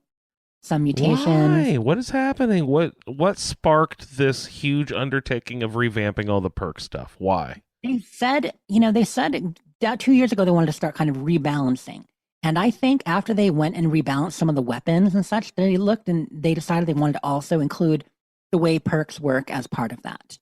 You know what I mean? To make it so there are more viable builds than, the bloodied and junkies aren't the only great ones. And so they've done that with some of the legendaries and stuff, but I think they're doing it with perks now too. The fact that pistol builds are now viable, that's huge. There are people out there playing purely pistol at this point with the major buffs on them and the new, your current character, right, Andrew? Yeah, it definitely started as a pistol character, leaning into more of the one-handed melee these days, but the total pistols first. Can you But they're fish cha- with grenades? I don't think that's super Ooh. effective, no. I can And you fish definitely aren't going to with get a pet fish that way. shotgun very well. Maybe you can fish for axolotl that way. They're also bows and changing- arrows, man. People fish with bows and arrows. That's a thing. That's true. Yeah, bow fishing, spear fishing. They're changing crippling damage. So a lot of weapons right now have a chance to cripple the target. They're going to what they're going to do, they're going to increase limb damage. So they get rid of a chance to cripple, but they're going to make it so things cause more limb damage, and they're going to remove the immunity to crippling from a lot of creatures. So like right now, you can't cripple trogs. You can't cripple most of the cryptids like sheep squash, blue devil, agua. You can't cripple a lot of daily ops creatures. They're going to remove that. So now you can, but you have to do it via limb damage. So it's going to be harder to do, but it'll make it more effective. So because we all like that technique where you shoot the leg out on creatures, and you just can't do it on a lot of them currently, except for assaultrons or, ghouls. Ghouls, So they right. gotta fix that. Yep. Be careful, you'll shoot your leg out. But I'm Exactly. trying to.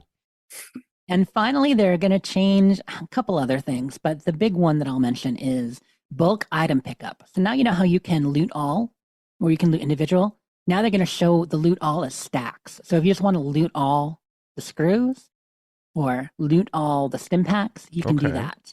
Yep. So they're going to be options on loot all as stacks now. So that's the big stuff in the update.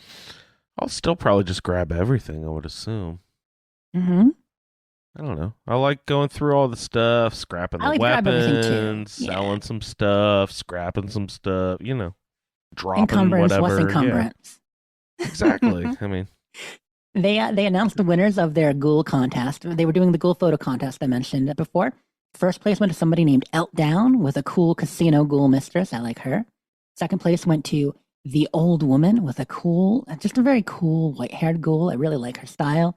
And third place went to my friend Voltist, which was really Oh, good. He did nice. a blue ghoul character. He's the one who's working on the Mistress of Mystery movie in Unreal that did the first ones that we did back in the day, and now he's kind of redoing them all with full animation. did you say where we could see those? It's not out yet. Okay. The pictures themselves you Yeah, can see the on the pictures. Bethesda Discord and Okay. in our Iguana Bits channel. They link the pictures of the winners. Oh, did they? Nice. Yeah, Iguana they Bits piped right to our channel. hot Iguana Bits channel in the Discord. I mean, of And course I know Bethesda that announces. because I check our Iguana Bits channel every day. So I check every once in a while. everyone should check it out. Wait, we have all an the time. Iguana Bits channel? So I mean, right. yeah, that's where our hippest interactions take place on the Discord. Yeah. So anyway, Iguana Bits. Learn to love them. Beyond that, what else? What else? There was a new dance. I already mentioned that. Oblivion. So the rumors are hot and heavy. People were saying on Tuesday, Wednesday, for sure, we're going to hear Thursday. Nope. Of course not. Nope. This month, we're probably going to hear this month. It's probably real, but we don't know it's real, but it probably is. And if I were a betting woman, I would bet that we will hear this month and probably even next week. The rumors are strong enough for this week, but I'm like, no, that's too soon. Too soon. Maybe next week. Yeah, now they're just in full-on guessing mode. They are. It's like the office pool. Exactly. Like insiders know it's happening, but when? Who knows? Who knows? And maybe it's all lies. And then you added a little RIP note here, Andrew. Yeah, I actually didn't see it till days after, but Val Kilmer passed away a couple days ago, evidently, and I was just wanting to ask if you guys had any favorite Val Kilmer movies. He's done so much. Lots so and much. lots, yeah. All the ones on the left. No, the first thing I think of with Val Kilmer myself, because he's done so much, but I think of Real Genius first, which I know Real was an Genius, oldie, yeah. but I love that movie. Obviously, he was Iceman in Top Gun, so people probably think of a lot of his 80s movies or Batman, The Doors, My But Real friend- Genius was the first one I saw him in that I absolutely loved. My friend Billy says Real Genius is the best movie ever made. Really? He's a really big fan of that movie for some reason. I don't know that I've ever seen Real Genius all the way through in one sitting. I know I've probably seen it all, but in different pieces at different. I should probably sit down and watch it. Yeah. Oh, it's a classic. It's an absolute 80s comedy classic. My wife and I started last night and just finished this evening. I'm Your Huckleberry, the Tombstone, which is one of our favorite Val Kilmer movies. And then when he plays the tuberculosis-ridden gunslinger.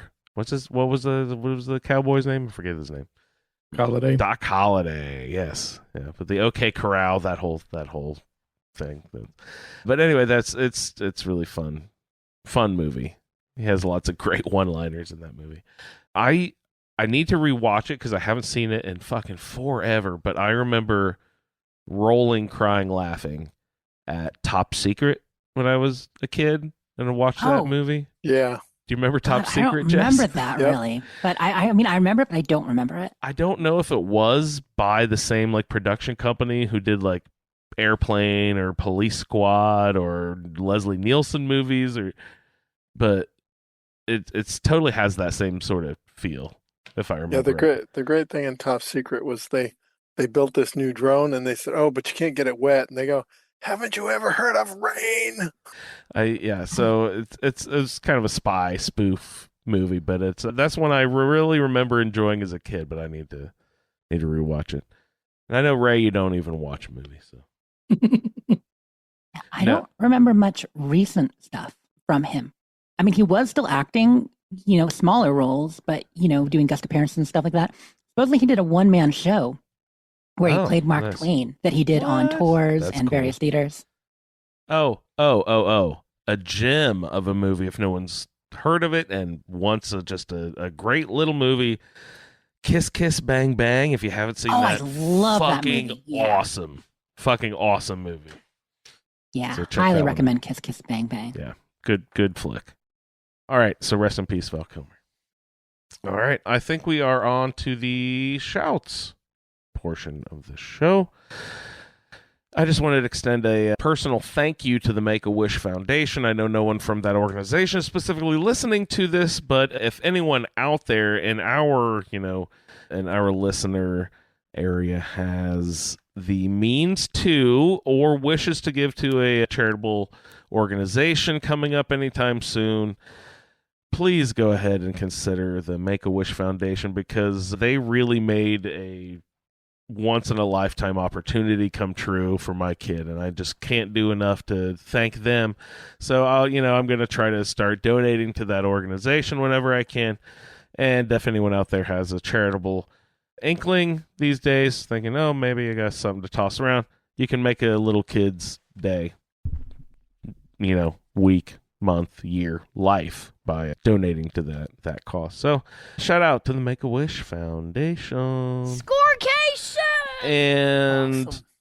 Angel posted about was it called Police Adventure? Is that what the game Oh, was called? we're talking about Police Quest. Police the other Quest, day. Yeah. Police Quest, right? So she was talking about Police Quest, and I thought it was funny that like the subtitle of the game was like Police Quest: Death of the Death Angel or something like that. I was like, what? That's weird. Angels playing the Death Angel game. So I thought that was really funny. So shout out to Angel and your Death Angel. Yeah, I thought it was great that she remembered them and all the one-liners. But you're thinking of In Pursuit of the Death Angel was In the Pursuit name of one of them. of the Death Angel. Yeah, then there was like Police Quest 2 Vengeance, Police Quest 3 Kindred. Yeah, There and are a bunch of them. evidently turned into SWAT, which I actually remember that series. I remember playing that one, but it was like police. It turned like the fifth one or something was SWAT, and then like they spun that one off into its own game after a while. Well, that's what So Aunt Ariel always says, was fight an angel with an angel. there you go. And one last shout out for me. I want to say thanks to Bob and Sillior. We had some tornadoes swept across the north side of Indianapolis. These are like within a few blocks of my house. And Bob and Sillior just, reached out and said, hey, what's going on? Are you doing okay? So shout out to you guys. Thanks for checking in.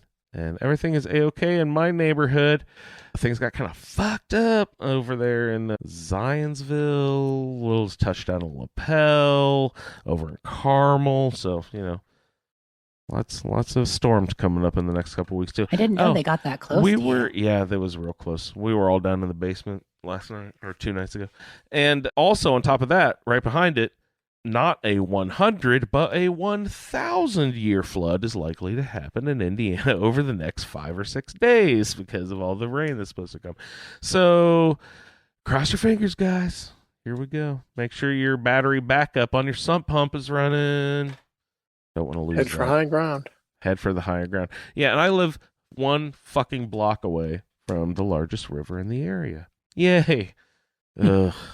Are you on higher ground at least, though? Hopefully? We're up, but if it goes, we're in its path definitely. So, all right. So that's pretty bad. That'll be fun. I'm gonna get my canoe out and we're gonna go canoeing down the street. But yeah, while we're shouting out the Facebook group, just thanks everyone who posts there. I know we're not as active on Facebook as we used to be, so always appreciate that. Lee, you're a good one at posting over there. Yes, sir. Been trying. As well as our buddy Ken Pohl. Ken Pohl shares a lot of his videos there. Stuff from his Starfield podcast, Starfield Report, some of his videos. A few other friends over there. Bob posts there a little more often than other places too. So yeah, thanks y'all for always sharing. Appreciate it. What was that solar robot who died on Mars, Lee? What was his name? Oh. That was a fun article. Yeah. I liked that one. Yeah. Yeah, I think that was, heck, all I can think is Serenity, and that's not right. I mean, we have Curiosity, the Mars before, but... Yeah, it was one of the older ones. Is it Perseverance? Was that the newer one? Yeah, the Perseverance and Opportunity were I believe the big one and the copter that flew for, a long time as opposed to just 5 flights. It ran like 74 flights, I think. Oh, I got a quick shout out for Tyrell, too. So Tyrell linked us an article from MIT.edu, not CIT, MIT. But check this out. Artificial muscles flex in multiple directions, offering a path to soft, wiggly robots. They're developing muscle tissue for robots at MIT, y'all. Does that sound familiar? Yep, I saw that article. So Flesh for robots, huh? Mm-hmm. Have they never seen a sci-fi movie? They never played a video game. It's happening. The singularity will be here before we know it. We get synth bodies. Be a synth. You might be a synth soon enough. And you got the AI intelligence. Gotta be interesting, for sure. Oh, that was one of the things before we get to the vats that had all of the Lost in them. Uh-huh. There were a bunch that had just brains and spinal cords attached to them. There were a couple of brains. Are they making robo brains out of them? I'm not sure what they were doing. Couldn't tell. You couldn't get into that room. That'd be neat. What are they doing? Variety is the spice of life. They definitely were into a lot of the sciencing over there in their organics. The whole story of the vault with Vault 63 is interesting. How large it is, how sprawling, how it wasn't finished. And, they talk about how it's very much Hugo's ambition that he wanted to make it larger than they should have, and it wasn't finished when things, when the Great War started, and that's why they all got irradiated. They'd have stood a better chance if he hadn't tried to build this friggin' monument on top of it. Right. Mm-hmm. It's a mansion. All right, you guys. Anybody have anything else they would like to get into on the show tonight? Well, in that case, I would like to thank Lee for hopping on the show. Lee, is there anything you would like to plug? I know you like to hang out on our Discord. Is there any other place people can find you? There and occasionally on Facebook, though. Facebook just ticks me off a lot because if you end up moving away from an article, I'm not sure you can ever find it again. No, it's gone forever. If you don't want to find it, it'll be nonstop in your feed. But if you actually want to find something again, poof, never, ever again. Yep. Thank you, Lee, for hopping on. Thank you. I appreciate the opportunity. Absolutely, sir. Always welcome. Do really good work.